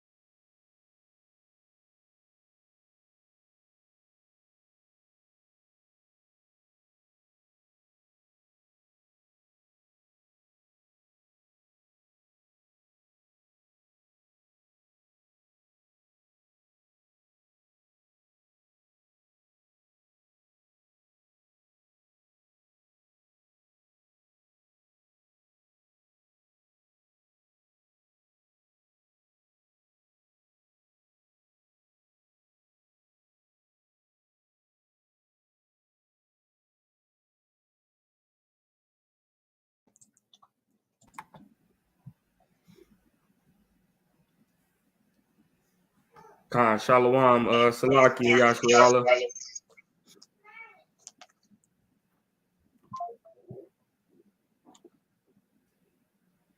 Okay. So where we at? Okay, yeah, next chapter. We on the next chapter. Con. Or Salakia. 34, right? Yeah. No, 34. we're on the next chapter. Next chapter, Second Maccabees, chapter 9 and verse 1. "At that time came Antiochus with dishonor out of the country of Persia, for he had entered the city called Persepolis, and went about to rob the temple and to hold the city. Whereupon the multitude, running to defend themselves with their weapons, put them to flight. And so it happened that Antiochus, being put to flight of the inhabitants, returned with shame. Now when he came to Ecbatane, news was brought him that what had happened unto Nicanor and Timotheus." So Antiochus is like, man, why am I hearing all this, man? I sent y'all out there to go do all this work and all this. Y'all supposed to be handling this business, man. So now I gotta come down and get on my feet, man. This is why he's upset, man. This is why it Con. says Antiochus with dishonor out of the country. He came out of there, saying, oh, I gotta go do something myself now, right? Con.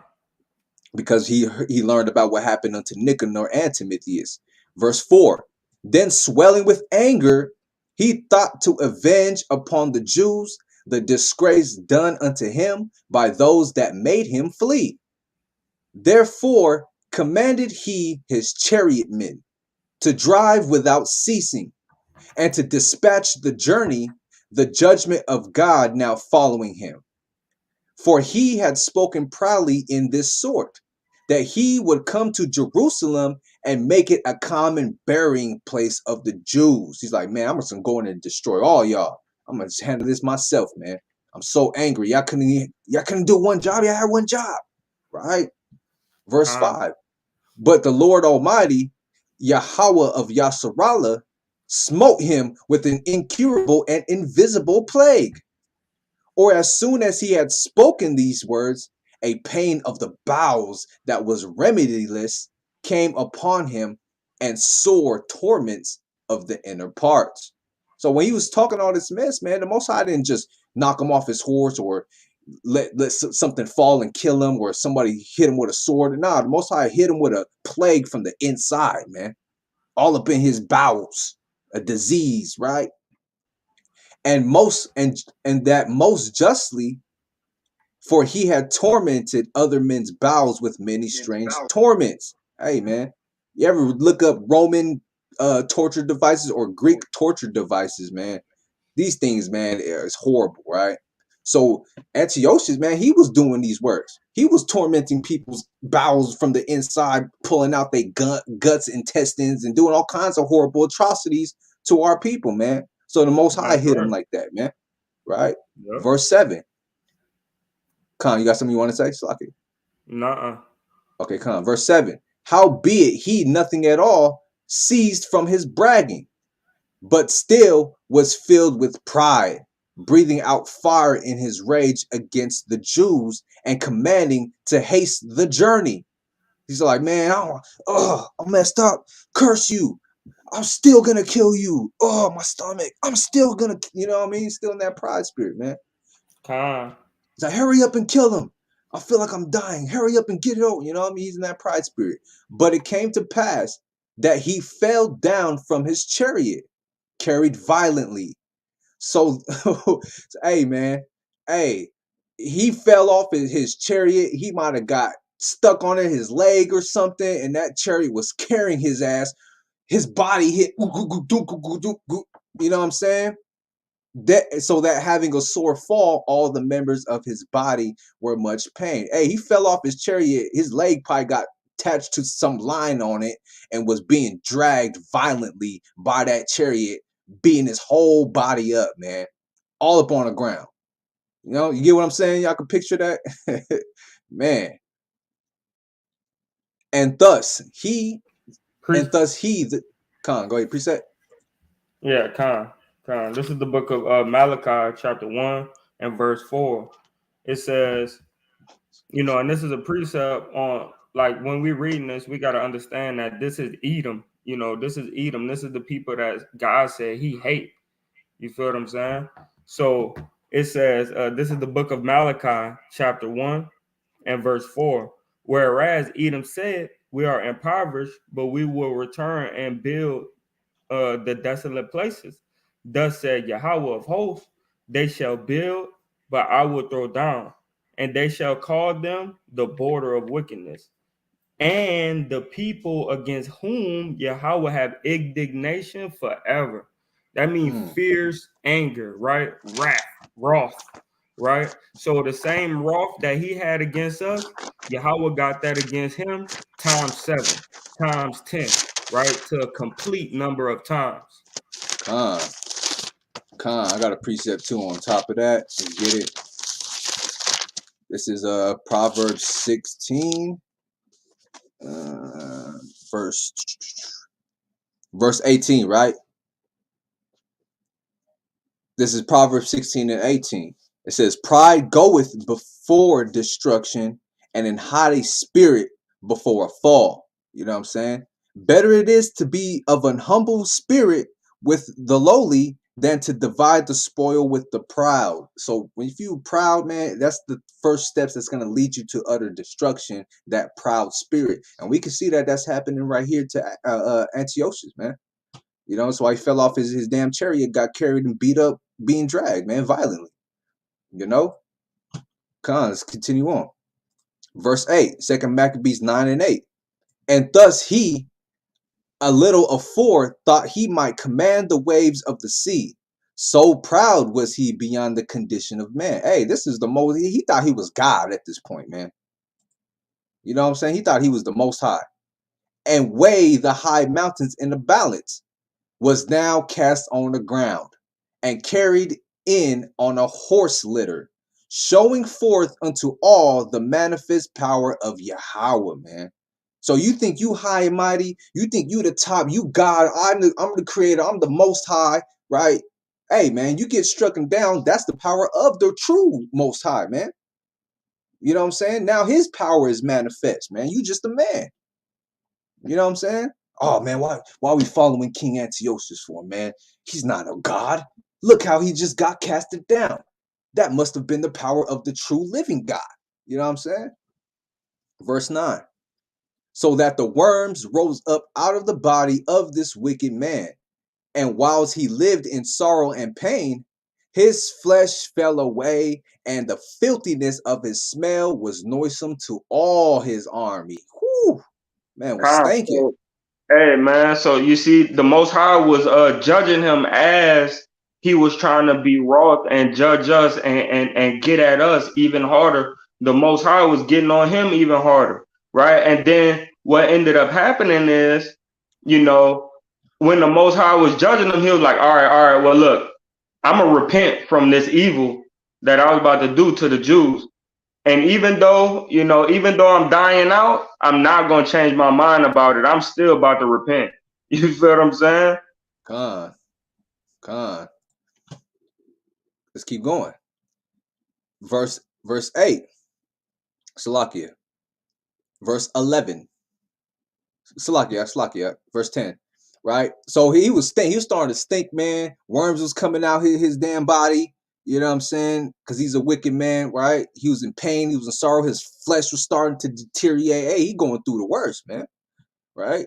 And that in verse 10, and the man that thought a little afore he could reach to the stars of heaven, no man could endure to carry for his intolerable stink. Hey man, it was like, hey man, I gotta put him down, man. I can't take this anymore, man. It's intolerable. I can't even tolerate this stink, man. Right? Verse 11. Here therefore, being plagued, he began to leave off his great pride, and to come to the knowledge of himself by the scourge of Yahweh, his pain increasing every moment. Starting to realize, like, you know what, man? Hey man, I gotta stop acting like that, right? Verse 12. Salaki, YASHARAHLA spoke too early, man. I gave it away. Con. And when he himself could not abide his own smell, he said these words: it is meet, meaning it is good, right? It's a good thing to be subject unto God, and that a man that is mortal should not proudly think of himself as if he were God. This wicked person vowed also unto Yahweh, who now no more would have mercy upon him, saying this: hey man, you can say whatever you want to the Most High at this point. He's still not gonna have mercy on you, right? He destroying your ass, man. You being destroyed slowly, right? Verse 14. That the holy city, to the which he was going in haste to lay it even with the ground, right? Talking about Jerusalem, and to make it a common burying place, he would set at liberty. So now Antiochus is telling himself, you know what, man, I'm just gonna go free. I'm gonna free them. He's trying to redeem himself at this point, man. But the Most High is letting him know, hey, man, who now would show no more would have mercy upon him. Most High, who now no more would show mercy. Yeah, he ain't dealing with you. So he repented of the evil that he was about to put on the Jews. Like he was about to deal like bad, like horrible with us. And he repented that thing because the Most High had vexed him. Verse 15. As touching the Jews, whom he had judged not worthy so much as to be buried, but to be cast out with their children to be devoured of the fowls and wild beasts, he would make them all equals to the citizens of Athens. Oh man, that sounds just like us being integrated with the damn Edomites, man, over here in America. You know what I'm saying? Trying to make us equal. 16. And the holy temple, which before he had spoiled, he would garnish with goodly gifts and restore all the holy vessels with many more. And out of his own revenue, defray the charges belonging to the sacrifices. Right? He's going to pay for all that stuff, man. He's going to return everything. And he's even going to pay out of his own pocket the stuff that costs to make the sacrifices to make it clean again. Verse 17. Yea, and that also he would become a Jew himself. Hey, he defeated, man. He defeated all the way, man. He's Oh, trying. finished, man. He Like finished, man. he was like, "Hey, look, man, I'm ready to follow y'all belief, man, because the Most High that y'all serve is real. You feel what I'm saying? That sucker is beating me down to the ground, man." Man, that sounds a lot like Nebuchadnezzar too, man. Nebuchadnezzar was like, sat back down on his throne, like, hey, man, we about to serve your God, Daniel. I ain't playing no more games, man. See what he did to me? I was an animal out there for 7 years, man. So yeah, man, read Daniel, right, and get that story, man, right? Con. Shalawam to everybody in here. Y'all Bashim, y'all Shah, right? So Shalawam, y'all. Right, let's keep going. All right. Yea, and that also he would become a Jew himself and go through all the world that was inhabited and declare the power of God. Right? He's about to be on that Paul spirit, man. You know, I'm for to travel now. I'm for to profess your name everywhere I go. Verse 18. But for all this, his pains would not cease, for the just judgment of God was come upon him. Therefore, despairing of his health, he wrote unto the Jews the letter underwritten, containing the form of a supplication after this manner. So he realized, look, man, I know I'm not gonna make it. So now I gotta write a letter, you know, to do what I can do. Cause I'm trying to go out with at least something, man. You know what I'm saying? That's how, hey, that's a little form of pride still. Selfishness, you know what I'm saying? Therefore, yep, Saki. Cons, keep going.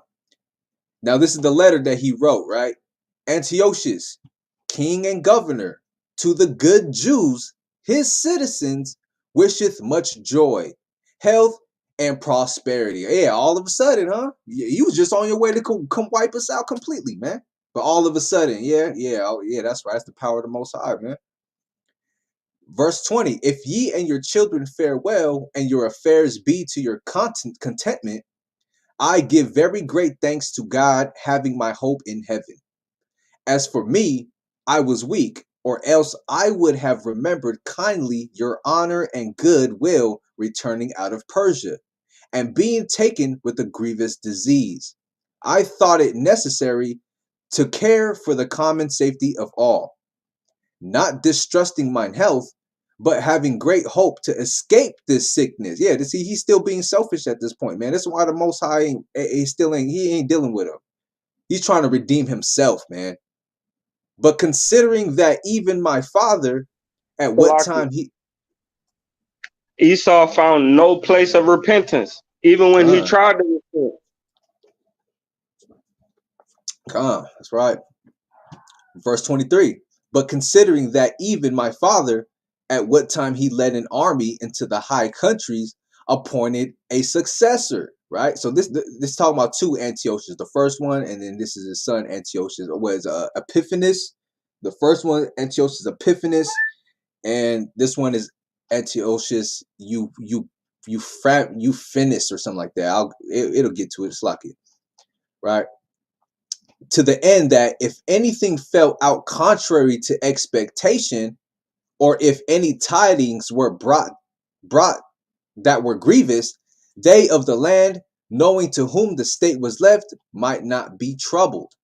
Again, considering how that the princes that are borderers and neighbors unto my kingdom wait for opportunities, and expect what shall be the event, I have appointed my son Antiochus king, whom I often committed and commended unto many of you, when I went up into the high provinces, to whom I have written as followeth.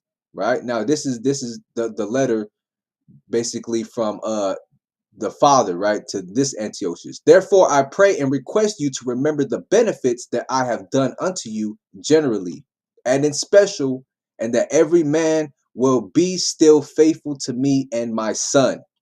For I am persuaded that he, understanding my mind, will favorably and graciously yield to your desires. Thus, the murderer and blasphemer, having suffered most grievously, as he entreated other men, so died he a miserable death in a strange country in the mountains. And Philip, that was brought up with him, carried away his body, who also fearing the son of Antiochus, went into Egypt to Ptolemy Philometor. Right? So this Antiochus is charged by his father Antiochus, right, to continue on in his ways. That's what this is. This is what it's proclaiming. This is what he was supposed to do. You're supposed to live up to the expectations of the first Antiochus, and his son is the one that came out of Persia that got hit in the bowels with the diseases and all that. Right? Con. Second Maccabees chapter 10. Now Maccabeus and his company, the Lord guiding them, recovered the temple and the city. But the altars which the heathen had built in the open street, and also the chapels, they pulled down. And having cleansed the temple, they made another altar. And striking stones, they took fire out of them and offered a sacrifice after 2 years, and set forth incense and lights and showbread. When that was done, they fell flat down and besought the Lord that they might come no more into such troubles. But if they sinned any more against him, that he himself would chasten them with mercy, and that they might not be delivered unto the blasphemous and barbarous nations. So they went in back into the temple, went back into Jerusalem, man, pulled down what the heathens did, cleaned it up, brought it back, put incense on there, you know what I'm saying?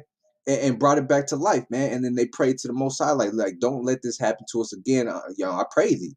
You know what I'm saying? And if we do sin against you, chasten us with mercy. You know what I mean? And don't deliver us into these blasphemous and barbarous nations, man. Because these nations are just barbarians, right? They just do what they want, man. The children of men, Now, upon the same day that the strangers profaned the temple, on the very same day it was cleansed again, even the 25th day of the same month, which is Caslu.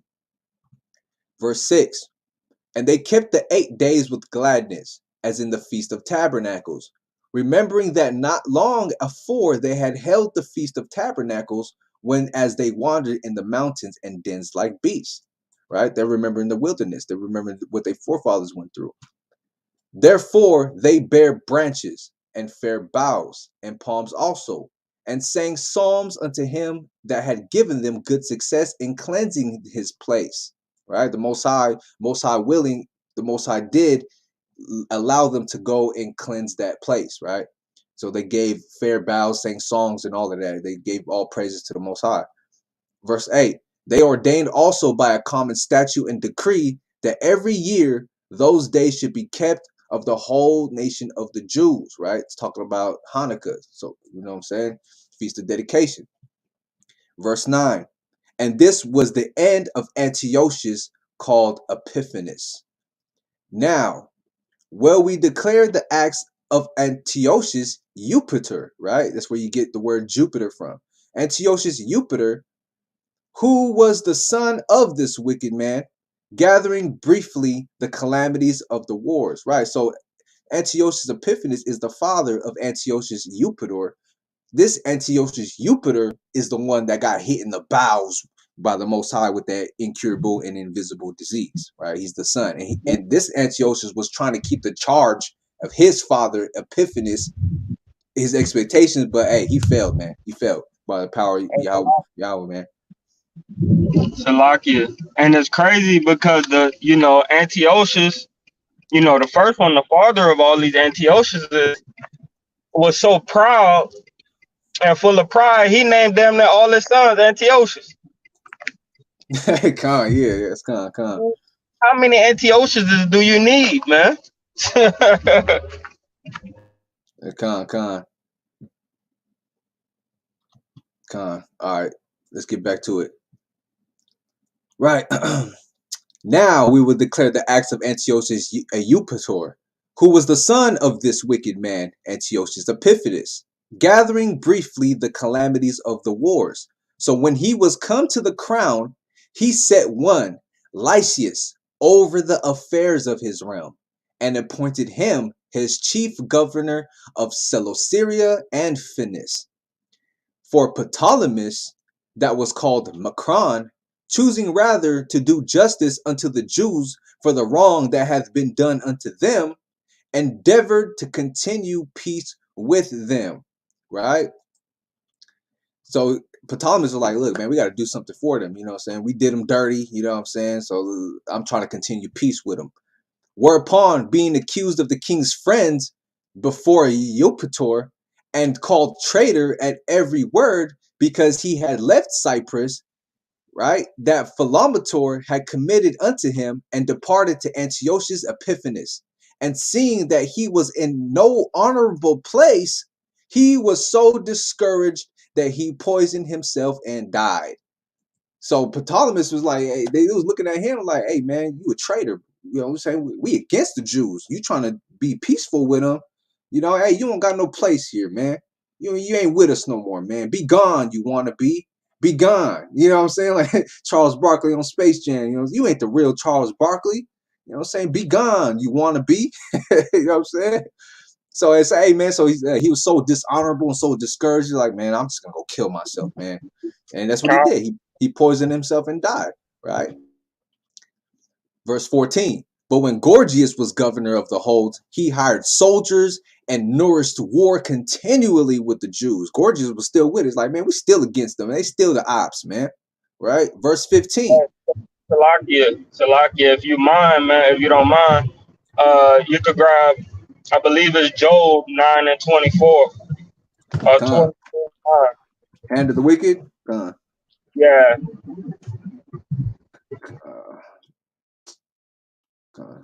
Why did it do that? Why did it pop up like that? Con, this is Job chapter 9, verse 24. The earth is given into the hand of the wicked. He covereth the faces of the judges thereof. If not, where and who is he?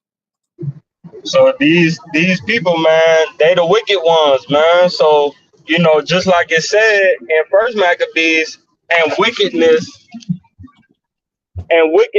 was multiplied. Con. Let's go. So Gorgias, you know, he was governor of the holds. He hired soldiers. He still wanted to come beef with us, the Jews, right? Verse 15. And therewithal, the Idumeans, right? This is the Greek word for Edomites, right? Edom.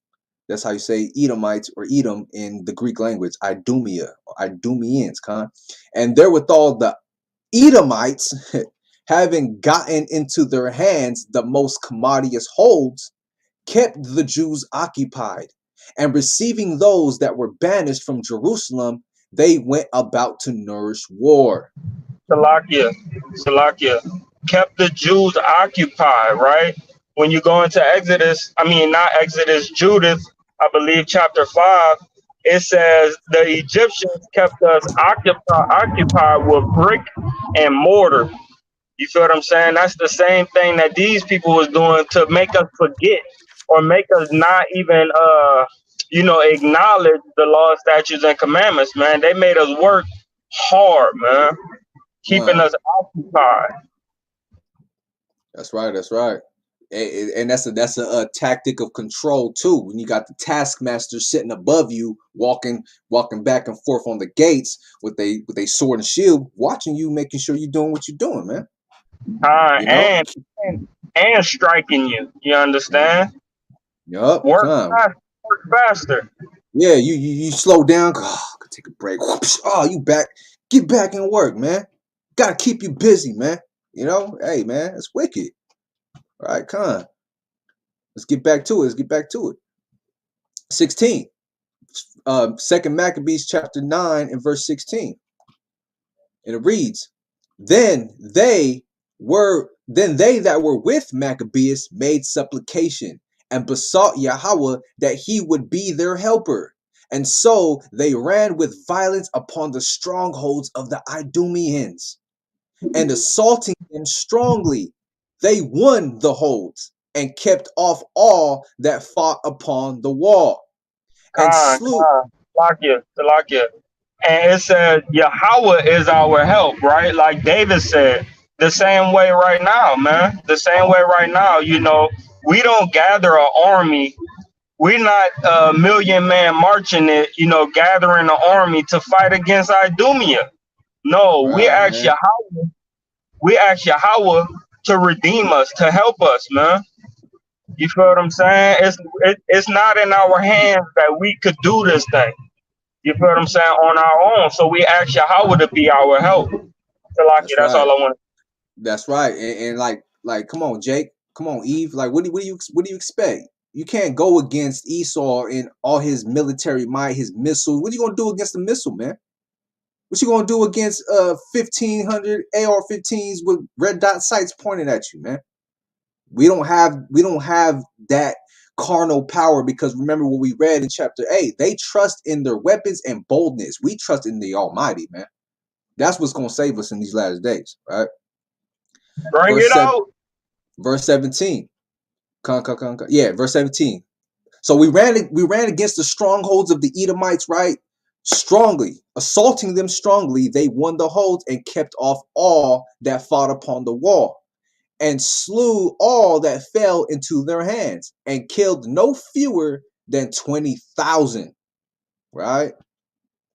And because certain who were no less than 9,000 were fled together into two very strong castles, having all manner of things convenient to sustain the siege. Hey man, so when we attacked that main stronghold, they split. Some ran into this stronghold, some ran into this stronghold, and they felt in their mind that these strongholds was enough to sustain a siege, right? Oh, you can't get me. I'm hiding behind this brick door. You can't get me, right? Verse 18. Verse 19. Maccabeus left Simon and Joseph and Zacchaeus also, and them that were with him, who were enough to besiege them, and departed himself unto those places which more needed his help. Now, so basically that main stronghold, you got Simon there, you got Joseph, you got Zacchaeus there, and some other people that were with them, right? So Maccabeus was like, okay, I'm gonna leave you guys here, and I'm gonna go to these two strongholds where they fled to. I'm gonna go handle that, right? Verse 20. Now they that were with Simon, being led with covetousness, were persuaded for money through certain of those that were in the castle, and took 70,000 drachms and let some of them escape. Hey man, Simon went off, man. Simon let some of them out. Hey man, we'll pay you, man. You let us, squeeze by you real quick. Hey man, we'll give you some drachms. We're gonna pay you, man. Simon's like, let me see. All right. We'll give you 70. We'll give you 1,000 drachms. Nah. We'll give you 10,000 drachms. Nah. We'll give you 70,000 drachms. You know what I mean? He fell into it, man, and let some of them escape. But when it was told Maccabeus what was done, he called the governors of the people together and accused those men that they had sold their brethren for money and set their enemies free to fight against them. So he slew those. That Judas Maccabees, I mean that Judas Iscariot, Spirit, uh, yeah. you know what I mean? Con. How you gonna sell your, for damn money? Right, How you right, gonna sell con. us for money, man? No amount of money should should have us selling out one another, man. I Right, don't give a damn if it's con. $1,000,000 or a house on a hill, and your family really need it. You living on the street right now.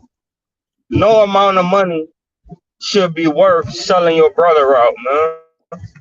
Or letting the heathens escape. Con. Let's get it. Let's get it. So, but when it was told Maccabeus what was done, he called the governors of the people together and accused those men that they had sold their brethren for money and set their enemies free to fight against them. So he slew those that were found traitors and immediately took the two castles. And having good success with his weapons in all things he took in hand, he slew into, let me read that again. And having good success with his weapons in all things he took in hand, he slew in the two holds more than 20,000.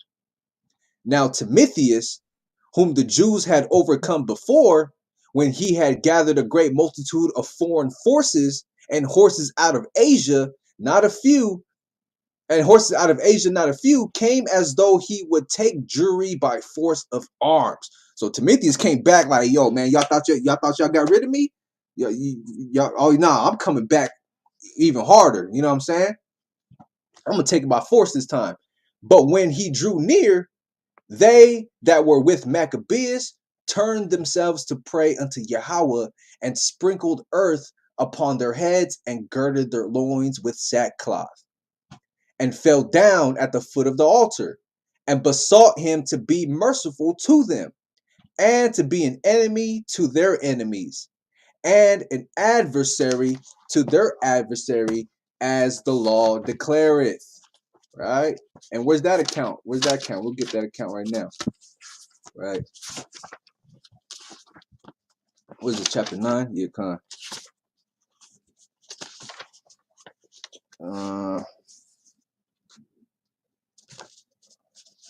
Oh yeah, that's already passed. I already passed that letter. Oh, Salaki, we're on chapter 10. Let me get it real quick. Exodus 23. Con, this is Exodus chapter 23 and verse 22. But if thou shalt indeed obey his voice and do all that I speak, then I will be an enemy unto thine enemies and an adversary unto thine adversary. Right? So that's what it's quoting. Exodus 23 and 22. Let's read that again. All right.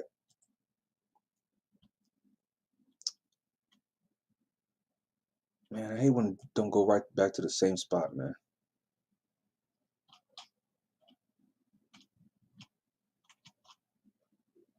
Yeah, I see what happened. Slocky.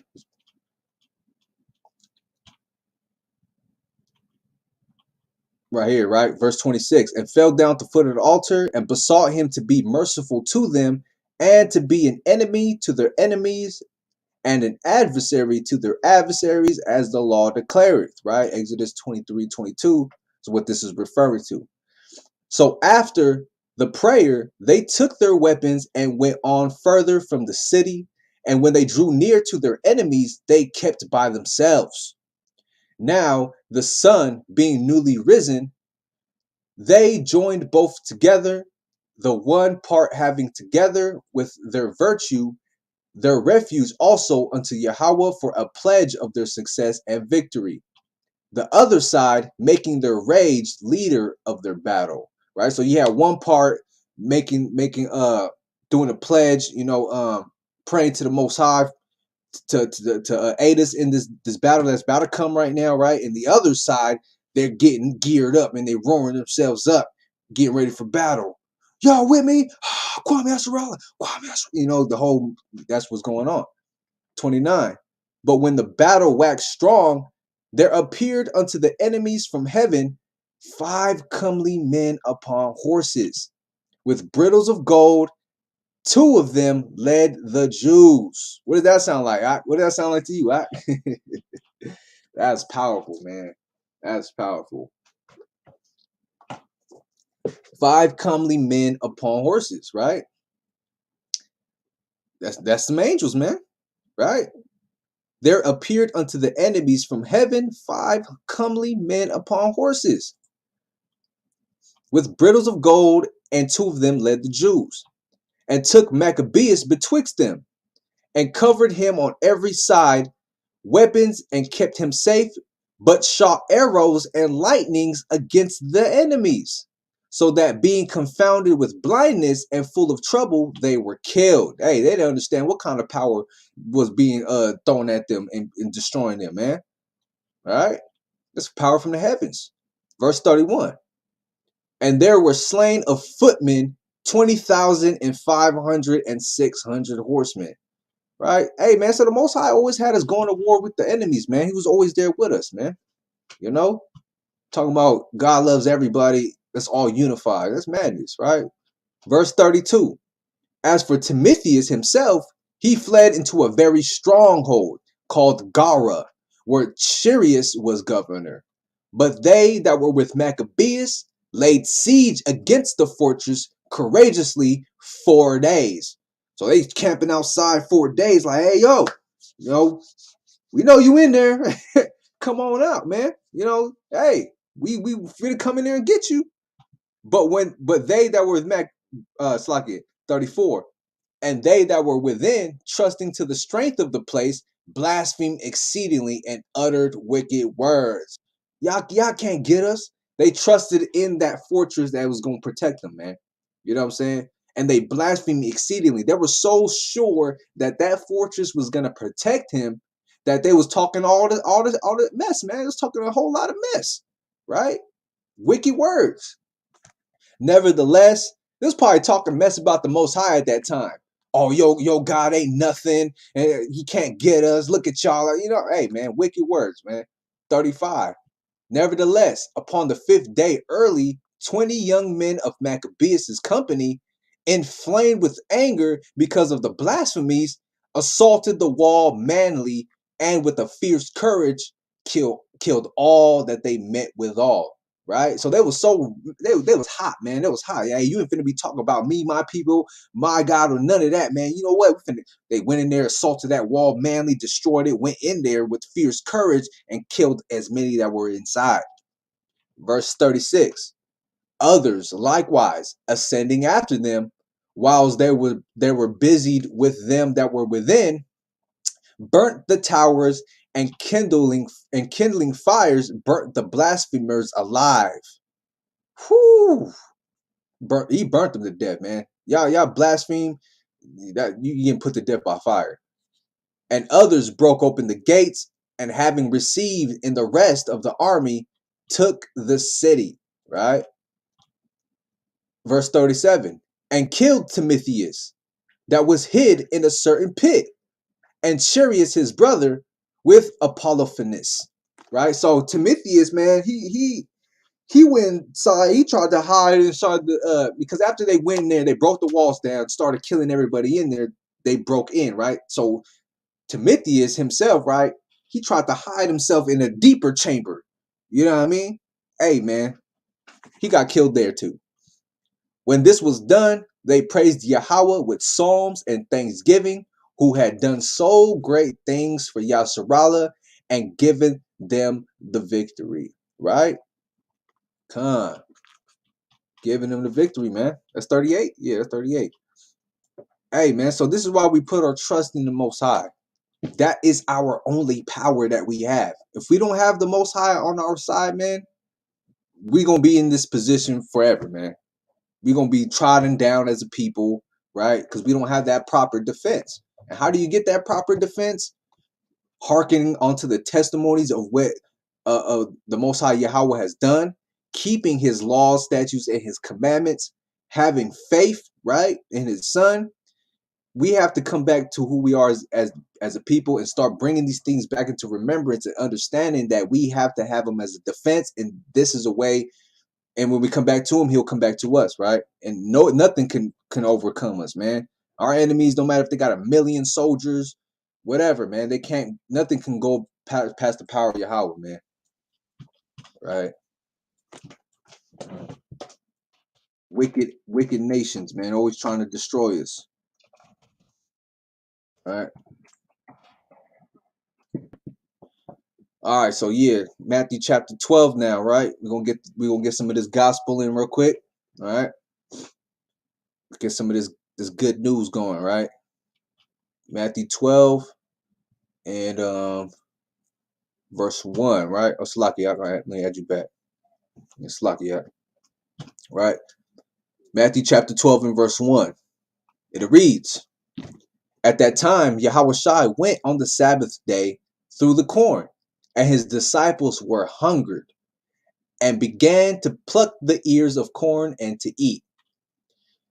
But when the Pharisees saw it, they said unto him, behold, thy disciples do that which is not lawful to do upon the Sabbath day.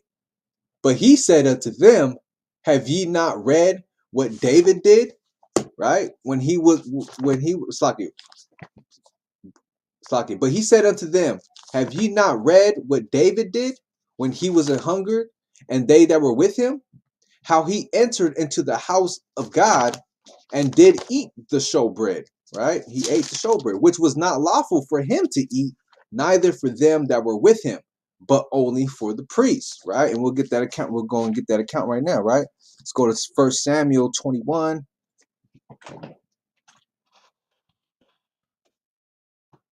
and 6, right?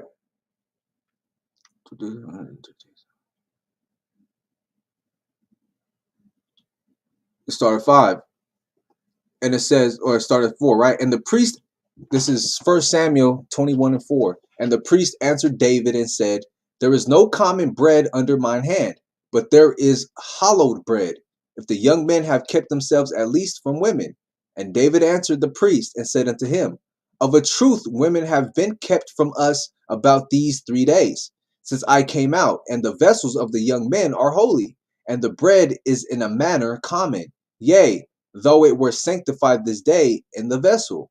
So the priest gave him hollowed bread, for there was no bread there but the showbread that was taken from before Yahweh, to put hot bread in the day when it was taken away. Right? So so he ate some of the showbread, right? Come see. Yeah, con, right? So that's it. So let's go back to Matthew. Right? How he entered into the house of Yahweh and did eat the showbread, which was not lawful for him to eat, neither for them which were with him, but only for the priests. Or have ye not read in the law how on the Sabbath days the priests in the temple profane the Sabbath and are blameless? Right? What's that talking about? Numbers 28 or 29. Let me see. 28. If I'm not mistaken. Numbers 28 and 9. Yeah, 28 and 9. It says, and on the Sabbath day, 2 lambs of the first year without spot, and 2/10 deals of flour for a meat offering mingled with oil, and the drink offering thereof. This is the burnt offering of every Sabbath, beside the continual burnt offering and his drink offering. Right? So this is the account referring to Matthew 12. Because that's how we know, man, Christ was reading the law, man. The law is not done away with. Verse 6. He was for show in that law. Right. Verse 6. But I say unto you, yeah, that's right. But I say unto you that in this place is one greater than the temple. But if you had known what this meaneth, I will have mercy and not sacrifice, ye would not have condemned the guiltless. For the Son of Man is Lord even of the Sabbath day. Right? Verse 9. And when he was departed thence, he went into their synagogue. And behold, there was a man which had his hand withered. And they asked him, saying, is it lawful to heal on the Sabbath days? That they might accuse him. And he said unto them, what man shall there be among you that shall have one sheep, and if it fall into a pit on the Sabbath day, will he not lay hold on it and lift it out? You know what I'm saying? It's like he's saying even off the Sabbath day, if you have a sheep that falls in a hole, you're gonna grab that sheep. You're not just like, oh, it's the Sabbath day. I'm sorry, sheep. You're just gonna have to stay in there until tomorrow. You know what I'm saying? Like, who does that, right?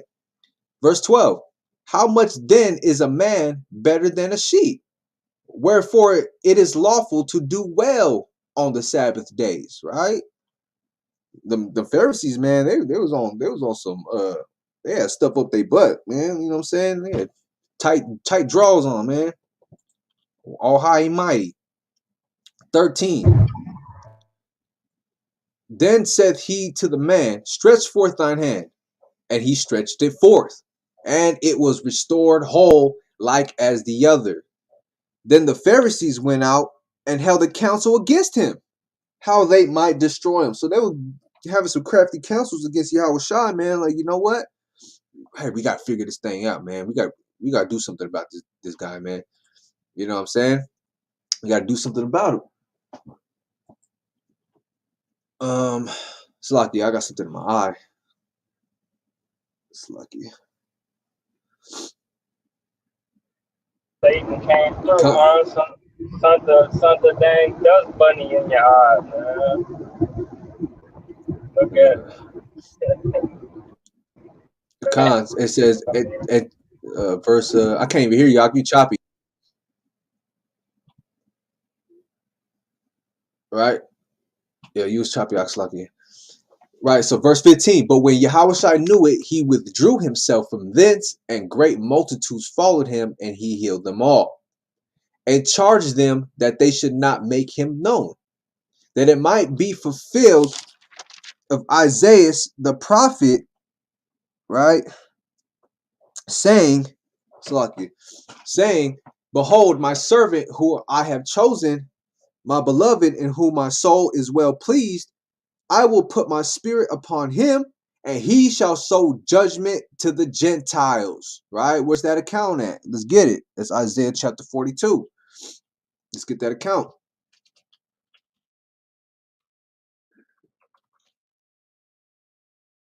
Isaiah chapter 42, verse 1. It says, behold, my servant, whom I uphold, mine elect, in whom my soul is delighted. I have put my spirit upon him. He shall bring forth judgment to the Gentiles. Now that word for judgment there in the Greek would be chaos, right? Chaos to the Gentiles is what it's saying, right? So let's go back. Okay, Khan. That it might be fulfilled by Isaiah the prophet, saying, behold, my servant who I have chosen, my beloved, in whom my soul is well pleased. I will put my spirit upon him, and he shall show chaos, judgment to the Gentiles. Isaiah 42:1. He shall not strive nor cry, neither shall any man hear his voice in the streets. A bruised reed shall he not break, and smoking flax shall he not quench, till he send forth judgment unto victory, and his name shall the Gentiles trust.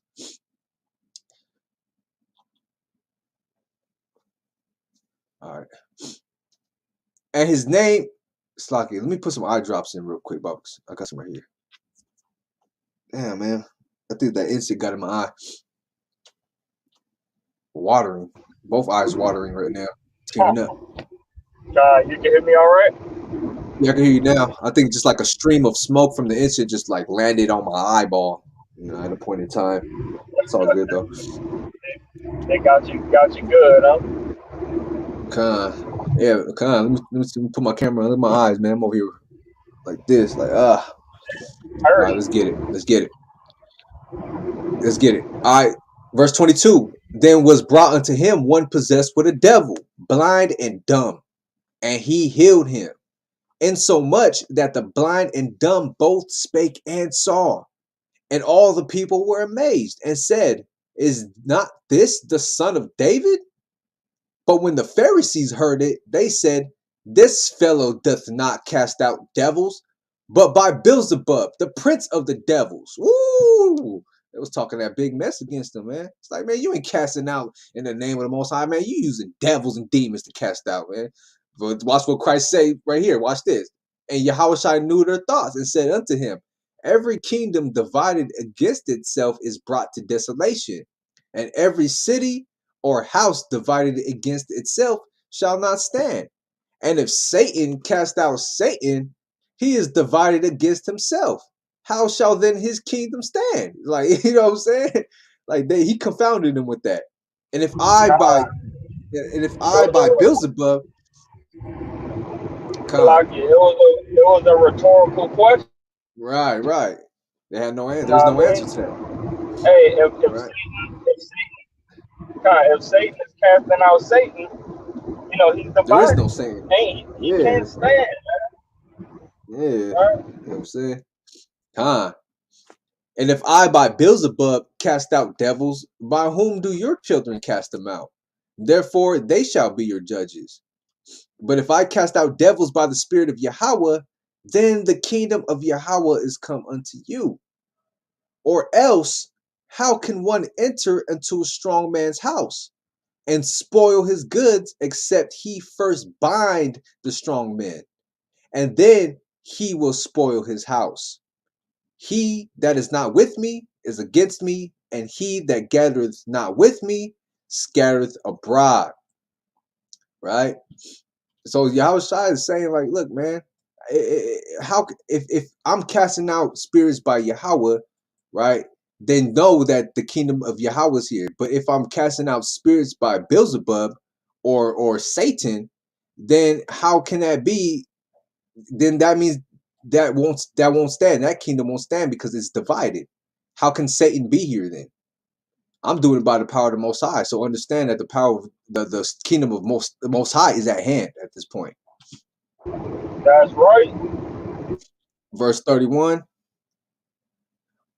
Slakia. He that is not with me is against me, and he that gathereth not with me is scattereth abroad. Hey, get this precept for me, y'all. You said Go we ahead. was What is at it? 31. You said we was at 31, right? Yeah, Khan. Yeah. Give me Matthew chapter 6 and verse 24. This is Matthew chapter 6 and verse 24, and it reads, no man can serve two masters, for either he will hate the one and love the other, or else he will hold to the one and despise the other. You cannot serve God and mammon. So you gotta choose ye this day who you might serve, man. Right? Go pull Joshua chapter Salakia, chapter 24 and verse 14. This is Joshua chapter 24 and verse 14.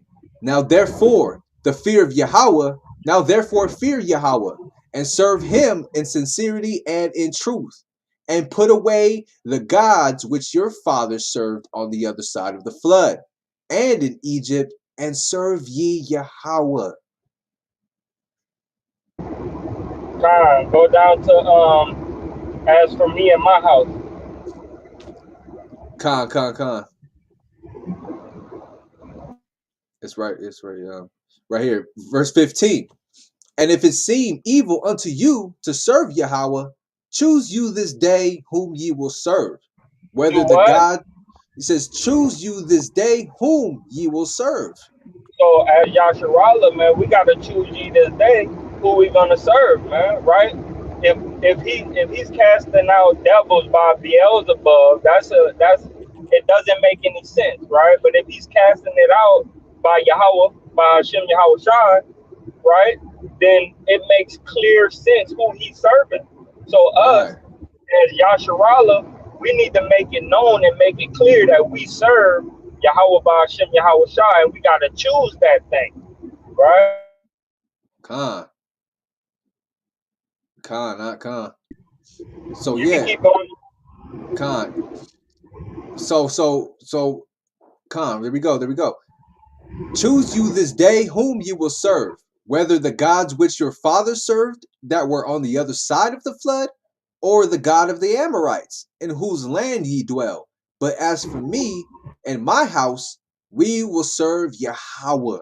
Woo! So for us, our house and KOY Israelites, we gonna serve Yahweh, right? But you Khan, choose this day, whether you believe or not, right? A non-believer might as well be a Satanist, right? Because you're an infidel, man. Your unbelief makes you an infidel. You're gonna go to and fro to every wind of doctrine. But we choose ye this day that us and our house is gonna serve Yahweh by Hashem Yahweh Shah. You could go back to Matthew. Khan. Right, let me just read the last portion. And the people answered and said, God forbid that we should forsake Yahweh to serve other gods. Hell nah, man. We ain't doing that. No. Nope. Yeah, I mean? Come on, let's go back. Matthew 5 and 30. Oh, where am I? Yeah. Oh, Slaki. Matthew chapter 12 and 30. 31. Wherefore, Matthew chapter 12, verse 31. Wherefore, I say unto you, all manner of sin and blasphemy shall be forgiven unto men, but blasphemy against the Holy Ghost shall not be forgiven unto men. Woo! You ain't talking about me, man. You talking about the Holy Spirit that's within me being able to do these powers and miracles. You talking about that, man. You know what I'm saying? You ain't talking about my fleshly body. You blaspheme not against my flesh, you blaspheme against my Holy Spirit. You know what I mean? You ain't gonna be forgiven on that one. Hey, read verse 33. I need you to go to Galatians chapter 2, chapter 5 and verse 23. Okay, verse 32. And whosoever speaketh a word against the Son of Man, it shall be forgiven him. But whosoever speaketh against the Holy Ghost, it shall not be forgiven him, neither in this world, neither in the world to come. Woo! Let's get it. Galatians 5 and 23.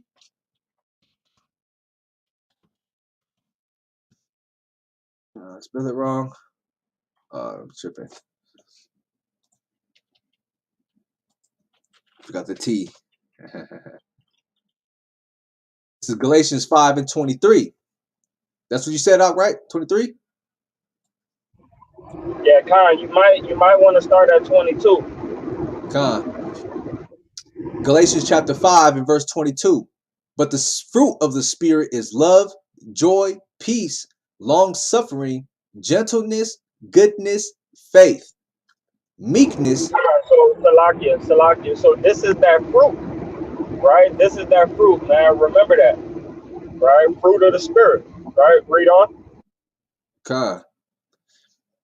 Meekness, temperance, against such there is no law. And they that are Christ have crucified the flesh with the affections and lusts. That's it. If we live in the Spirit, let us also walk in the Spirit. That's right, and that's how you get the fruits of the Spirit, man, through loving, kindness, right, peace, right, meekness, gentleness, right. That's the fruit of the Spirit. Get Proverbs chapter 18 and verse 25. This is Proverbs chapter 18. It's at 24. 24 is the last verse. Salakia 20. This is Proverbs chapter 18 and verse 20. A man's belly shall be satisfied with the fruit of his mouth. And Salakia. So the fruit is also, right, this same fruit, that loving, kindness, gentleness, and all that, it comes from what you say out of your mouth. So you gotta, make sure you bearing the right fruit, through your lips, right? Read on. And with the increase of his lips shall he be filled.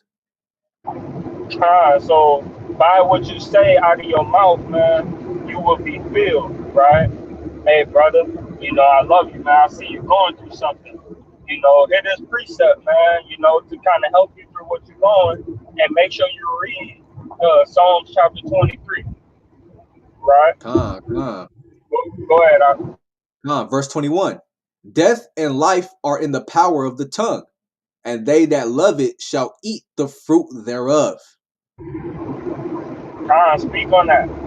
Yeah, you can, the power of the tongue, like basically it's all about the phonetic tone that you issue out. It could be a negative tone, it could be a positive tone. You could be like, hey man, hey yo, you acting kind of like a wuss right now.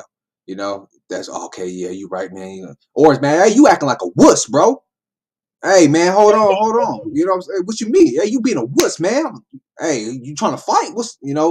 And also it could be life and death in words like, look, man, I love you, bro. I wish the best for you. and things like that. That'll bring life to a brother or somebody care, you know what I'm saying? Or death, like, you know what, man, I hope you die. I don't care about you or none of that. That'll make somebody go into a depression, like, man, nobody cares about me, man. You know what, I'm just going to jump off this bridge, man.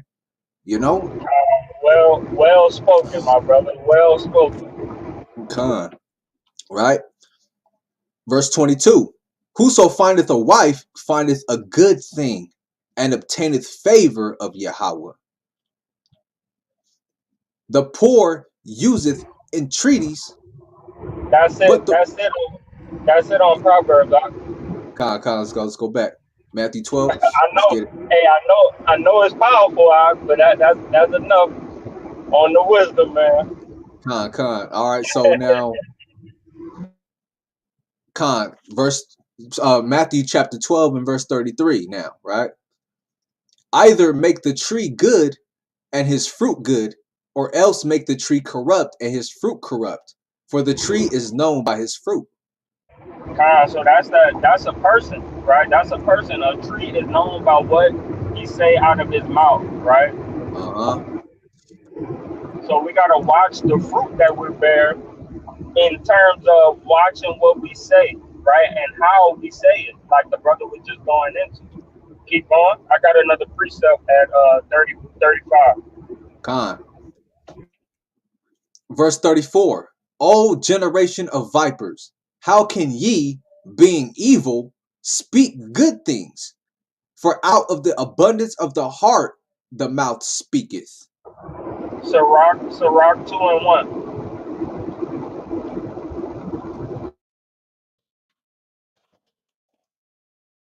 This is the book of Ecclesiasticus, chapter 2 and verse 1, also known as Sirach. My son, if thou come to serve Yahweh, prepare thy soul for temptation.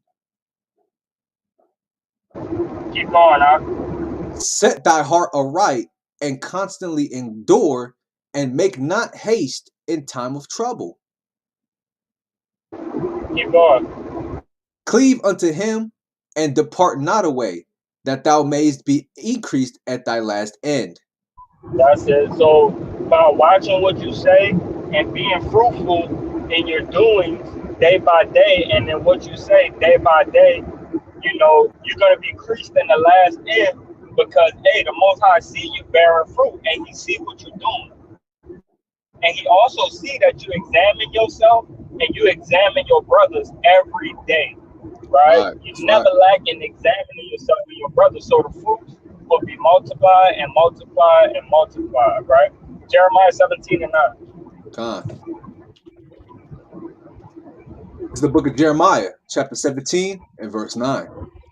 The heart deceitful above all things, and desperately wicked. Who can know it? So that's why we got to keep a muzzle on our mouth, man. We got to watch what we say because the heart is desperately wicked. We have tons of thoughts that go on in our brain, but we have to mask what we think, and filter what we think and say it in a better way because our heart is wicked as hell. All right, I'm gonna get so after you read 35, I got one more precept and I'm gonna let you do your thing because I know we're running short on time. Yeah, real quick. Verse 10. I, Yahweh, search the heart. I try the reins, even to give every man according to his ways and according to the fruit of his doings. I wanted that. Let's jump back, right? Matthew 12 and verse 40. Salakia. Verse 35. Yeah, verse 35. A good man out of the good treasure of the heart bringeth forth good things, and an evil man out of the evil treasure bringeth forth evil things. Right? So 30 and 21. It's the book of Sirach, Ecclesiasticus, chapter 30 and verse 21. Give not over thy mind to heaviness, and afflict not thyself in thine own counsel. Why?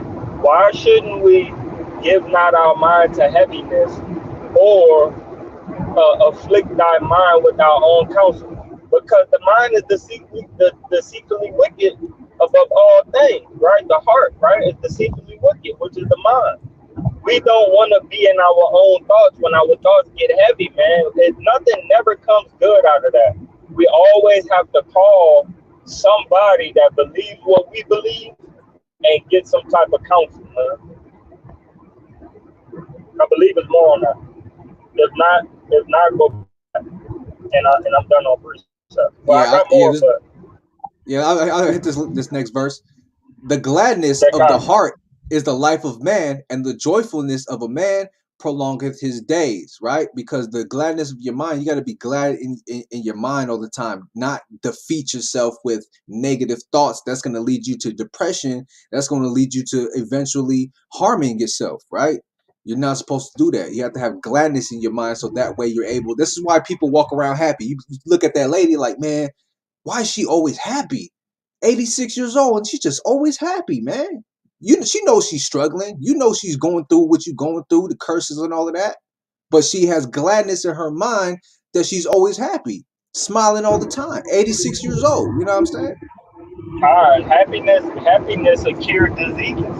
You know what I mean? When you have stuff heavy on your mind and it's weighing you down, that creates diseases. It doesn't get rid of them. It makes you have diseases, man.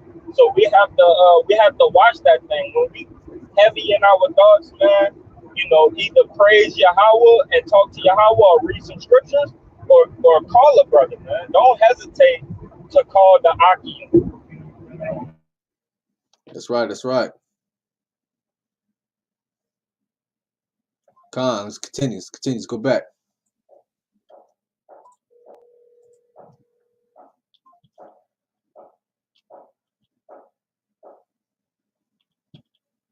Con, this is Matthew chapter 12 and verse 36.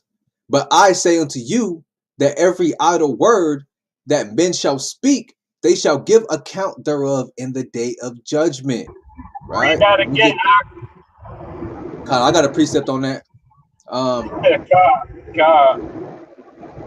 Sloppy, I went too far up. Right? This is Matthew chapter 12 and verse 36.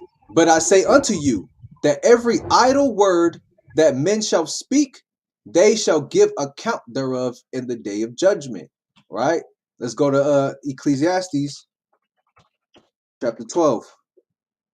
Oh, I thought it would work like that. I gotta spell that whole word out. Right here. 12, bam, bam, bam. Let's go. Yep. And verse 14. And it reads, Ecclesiastes chapter 12, verse 14. For God shall bring every work into judgment with every secret thing, whether it be good or whether it be evil. Right? So you're going to be judged on every single thing, man. Secret things, your good works and your evil works, man. You know? And your evil thoughts and your good thoughts. Con, that's right. Let's go back.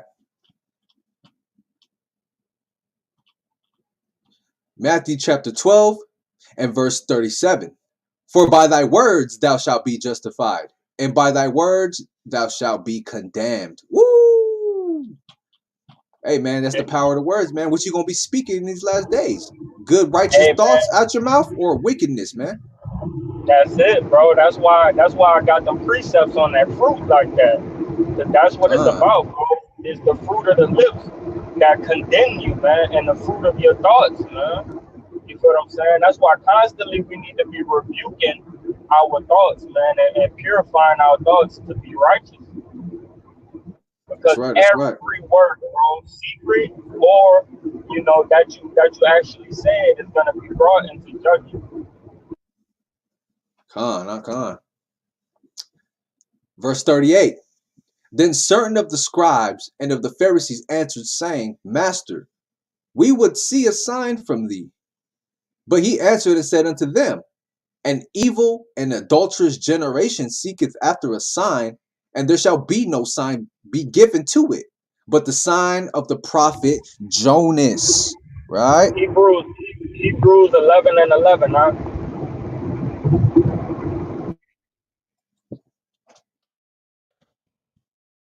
the book of Hebrews, chapter 11 and verse 11. It reads, through faith also Sarah herself received strength to conceive seed, and was delivered of a child when she was past age, because she judged him faithful who had promised. Therefore sprang there even of one, and him as good as dead, so many as the stars of the sky in multitude, and as the sand which is by the seashore innumerable. These all died in... Go ahead, keep going, go ahead. Verse 13. These all died in faith, not having received the promises, but having seen them afar off, and were persuaded of them, and embraced them, and confessed that they were strangers and pilgrims on the earth. For they that say such things declare plainly that they seek a country. Verse 15. And truly, if they had been mindful of that country from whence they came out, they might have had opportunity to have returned. But now they desire a better country, that is, an heavenly. Wherefore God is not ashamed to be called their God, for he hath prepared for them a city. Keep going. Khan, so yeah, Khan. So like you're saying, man, you know, she had faith, man. She didn't see anything. You know, she had faith, man, that she, you know, that she was gonna have this son. You know, and that's what it's about, man. It's about faith, man. Things that are not seen, right? Faith is the substance of things not seen and the evidence of things hoped for. You feel what I'm saying? So this is a clear message of faith, man. Khan,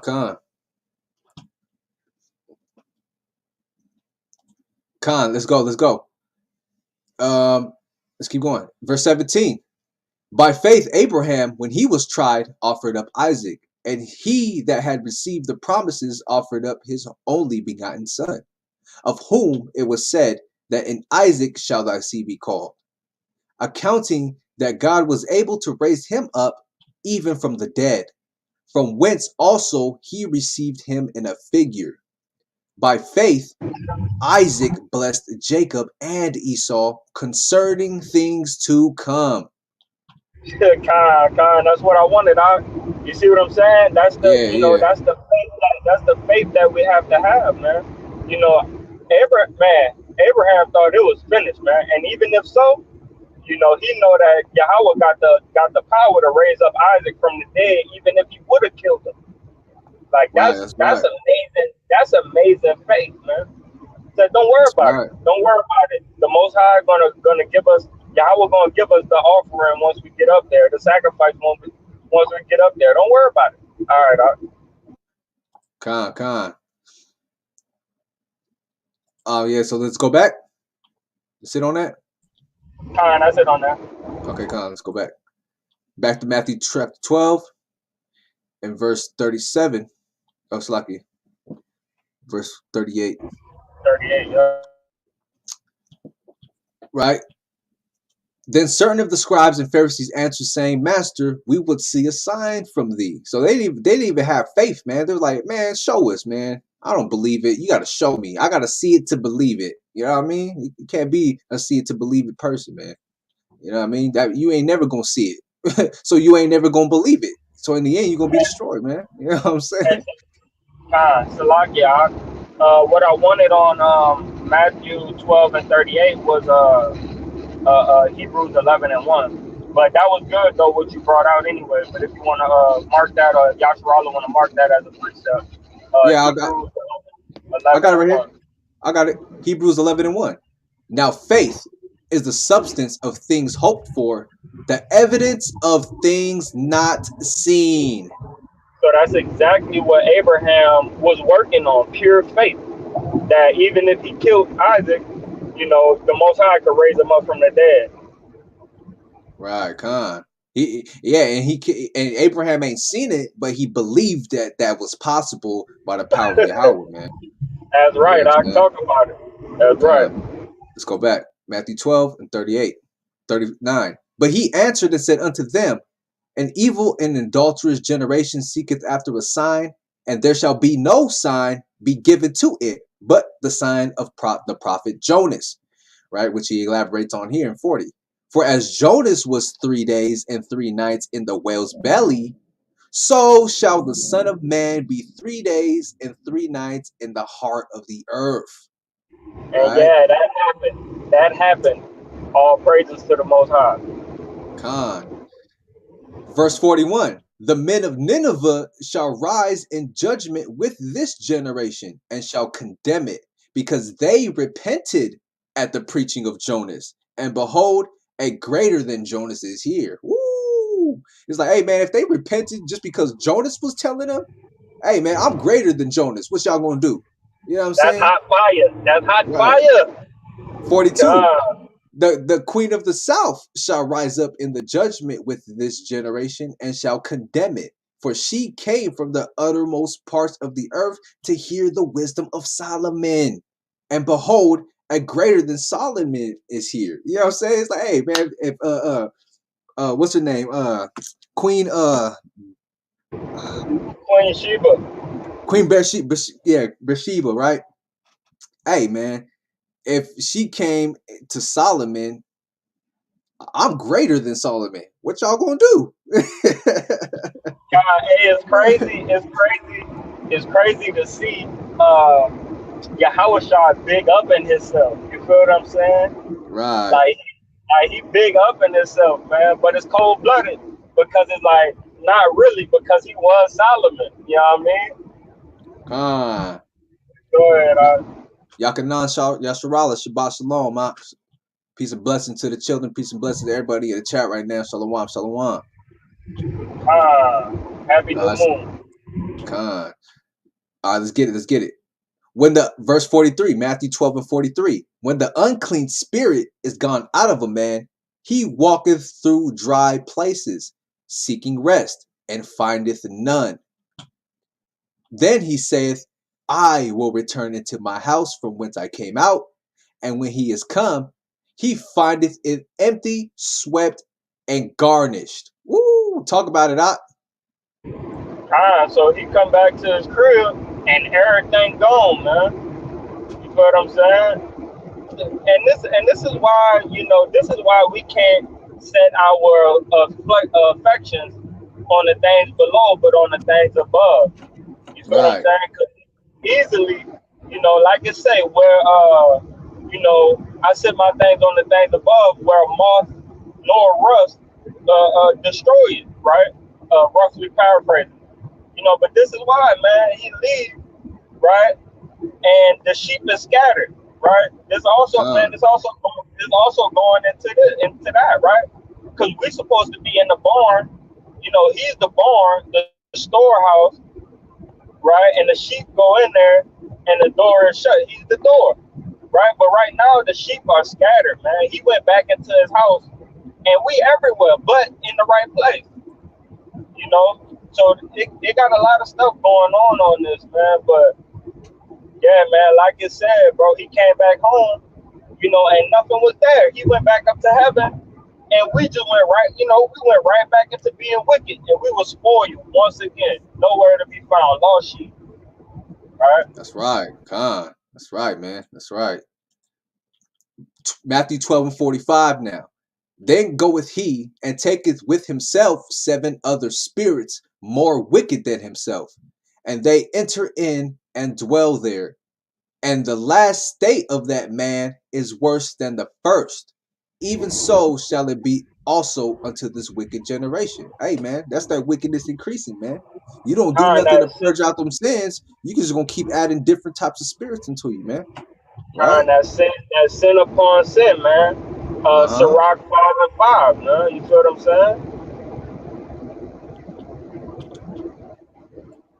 Khan, I got you. Yeah, you don't have to get it, but if you want to, that's it. Hey.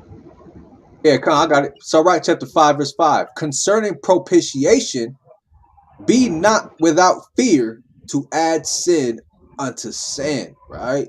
Hey, man, you don't want to keep adding sin onto sin, man. You're going to be utterly destroyed. You don't want to have an indignation, which is a righteous hatred from Yahweh towards you, man. You don't want that.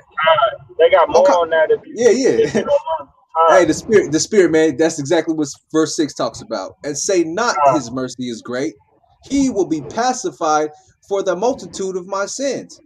For mercy and wrath come from him, and his indignation resteth upon sinners. You know what I'm Read saying? 7. Hey, man, make no tearing to turn to Yahweh, and put not off from day to day, for suddenly shall the wrath of Yahweh come forth, and in thy security thou shalt be destroyed and perish in the day of vengeance. And that's why you have to fear not to add sin upon sin, man. You gotta fear that, hey, look, I need to talk to Yahweh about this sin that I just committed, ask for forgiveness, and do it no more, man. That's why we gotta pull Acts 3 and 19 all the time, man. You gotta repent, ye therefore, and be converted, that that the sin that thou committed shall be blotted out, right? Roughly paraphrasing, you know. Right. That's right. That's right. Yeah, Khan, you could keep going in Matthew. Salakia. Let's get it.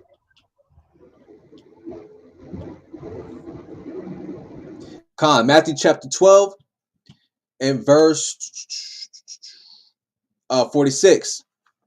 While he yet talked to the people, behold, his mother and his brethren stood without, desiring to speak with him. Then one said unto him, behold, thy mother and thy brother stand without, desiring to speak with thee. But he answered and said unto him that told him, who is my mother, and who are my brethren? And he stretched forth his hand toward his disciples and said, behold, my mother and my brethren. For whosoever shall do the will of my Father, which is in heaven, the same is my brother and sister and mother. You know what I'm saying? Precept. He's like, what is it?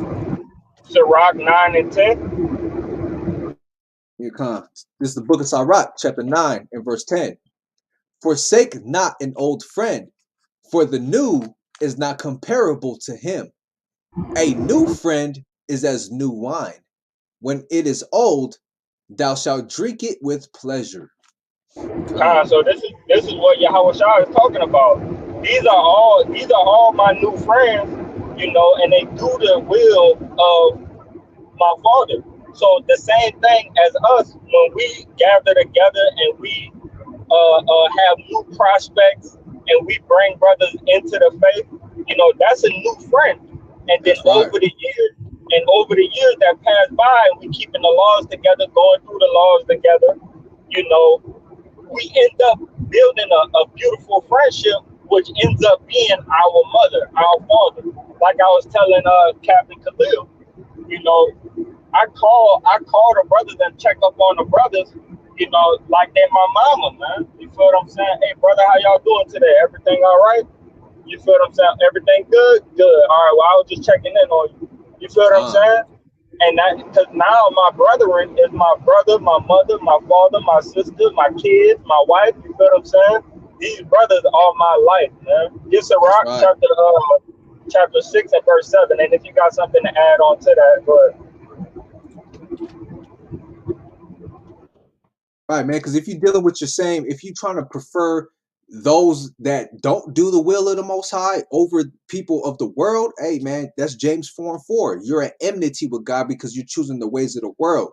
They're involved in the world. That's the worldly things. If they're not doing the will of the Father, so you're holding on to that more than Yahweh Shai and his walk, man. That's not, you're not considered his family at that point, man. You just a person in the world at that point. You know what I'm saying? Talk about it. Talk about it. It's Sirach 6 and what up? 6 and 7. This is the book of Sirach, chapter 6 and verse 7. If thou wouldest get a friend, prove him first, and be not hasty to credit him. So you got to prove them through the law, man. Hey, can you keep this? Can you keep that? Who's your forefather, right? Who's your granddad? Is he a so-called black man, so-called Jamaican, West Indian, Caribbean, right? Indigenous, Canadian? You know, like, you got to prove your friend, man. Oh, all right, well, can you stop cutting your beard? Yeah, I can stop. All right, you gaining a friend, That's right. right? That's You right. gaining a friend, man. This is a new friend, right? Somebody that you're Con, gonna end up preferring more than your mother, brother, sister. You feel what I'm saying? con. That's right. That's Keep right. on going, man. I think that's it. Con. Verse 8. Or For yeah, Verse 8. For some man is a friend of his own occasion and will not abide in the day of thy trouble. Hey man, he's only gonna be your that's friend for a little bit, you know what I'm saying? Hey, you get arrested. Hey, I don't know that, brother. You get hit, you get into some type of trouble. Hey man, I don't know that, man. Hey, he ain't really your friend at that point, man. You know what I'm saying? He's an imposter. kind. You know what I'm saying? Kind. I got something. I got something to add on to that too. You know how. So say we KOY and a brother just really want the title. He want the shirt. You feel what I'm saying? He your friend for an occasion. You feel what I'm Con, saying? con, He just want to know that he with somebody. But 2 years con. down the line, he can't even stick in the truth. He just wanted to bear the name, right? Get the book of Philippians, right, chapter 2 and verse 2.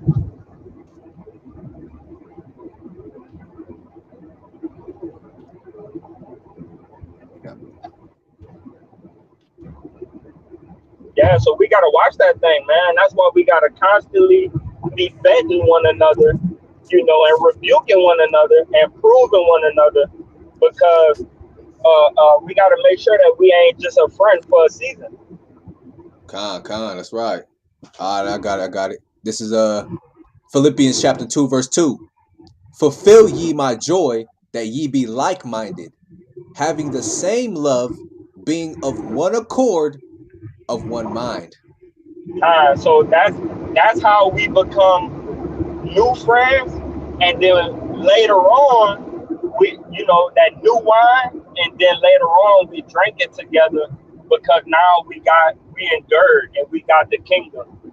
So now that new wine has become old and is now ready to drink. You feel what I'm saying? Because we come as one mind and we rehearse the righteous acts. And yeah, so that's how we become good friends and best friends. Like me and Captain Khalil, man. You feel what I'm saying? I love that brother through the laws. You feel what I'm saying? Like through the laws, we built up a brotherhood, a bind that can't be broken. That's right. That's right. Bring it out, right? Con. That's it. That's the last verse right there. We can Or wrap it that's up the from there. last. Nah, we gotta go to Matthew 14. Yeah, Con. I'm gonna be here till 4 o'clock doing that. God, we'll wrap it up, man, and then we'll start a little earlier next Shabbat service. Yeah, Con. We're gonna have to end it right here. You know what I'm saying? But yeah, man. All praise to the Most High. I hope y'all got that good meat, that good milk for this lesson. I appreciate y'all tapping in. To y'all viewers that tapped in, peace and blessing to you and yours. Keep enduring it to the end, man. Same shall be saved. Kwame YASHARAHLA. YASHARAHLA. That's right, man. So yeah, we're gonna be at camp right now, so stay tuned. Tap in, like, share, subscribe to more videos and all that good works, you know what I mean? All praise to the Most High, Yahweh Bashim Yahushai. Hey, man, this is what we do, man. This is it, you know what I'm saying? This that thing speaking behind your ear telling you, man, that this is the way. You know what I mean? This is all we got left, man. You know what I'm saying? Hold on to that, man. Hey, this is the last precept, bro. Get Colossians chapter 3 and verse 17. Con, I got you right now. Pull up the screen back up. Con, I got you.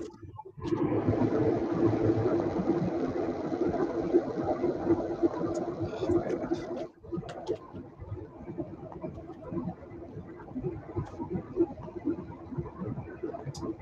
I got you right here.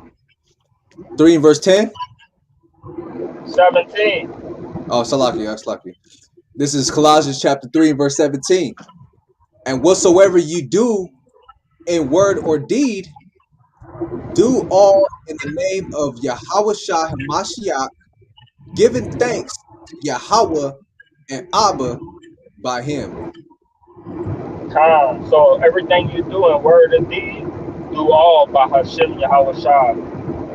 Giving all Con, glory and honor to the Father by him, right? So, Khan, I want to say call, Halal Yahweh, Ba'ashem Yahweh Shai, Baha Rakah Kodash, all praises to the Most High, Kwam Yasharahla. Call yourself. Shalawam, Malcolm.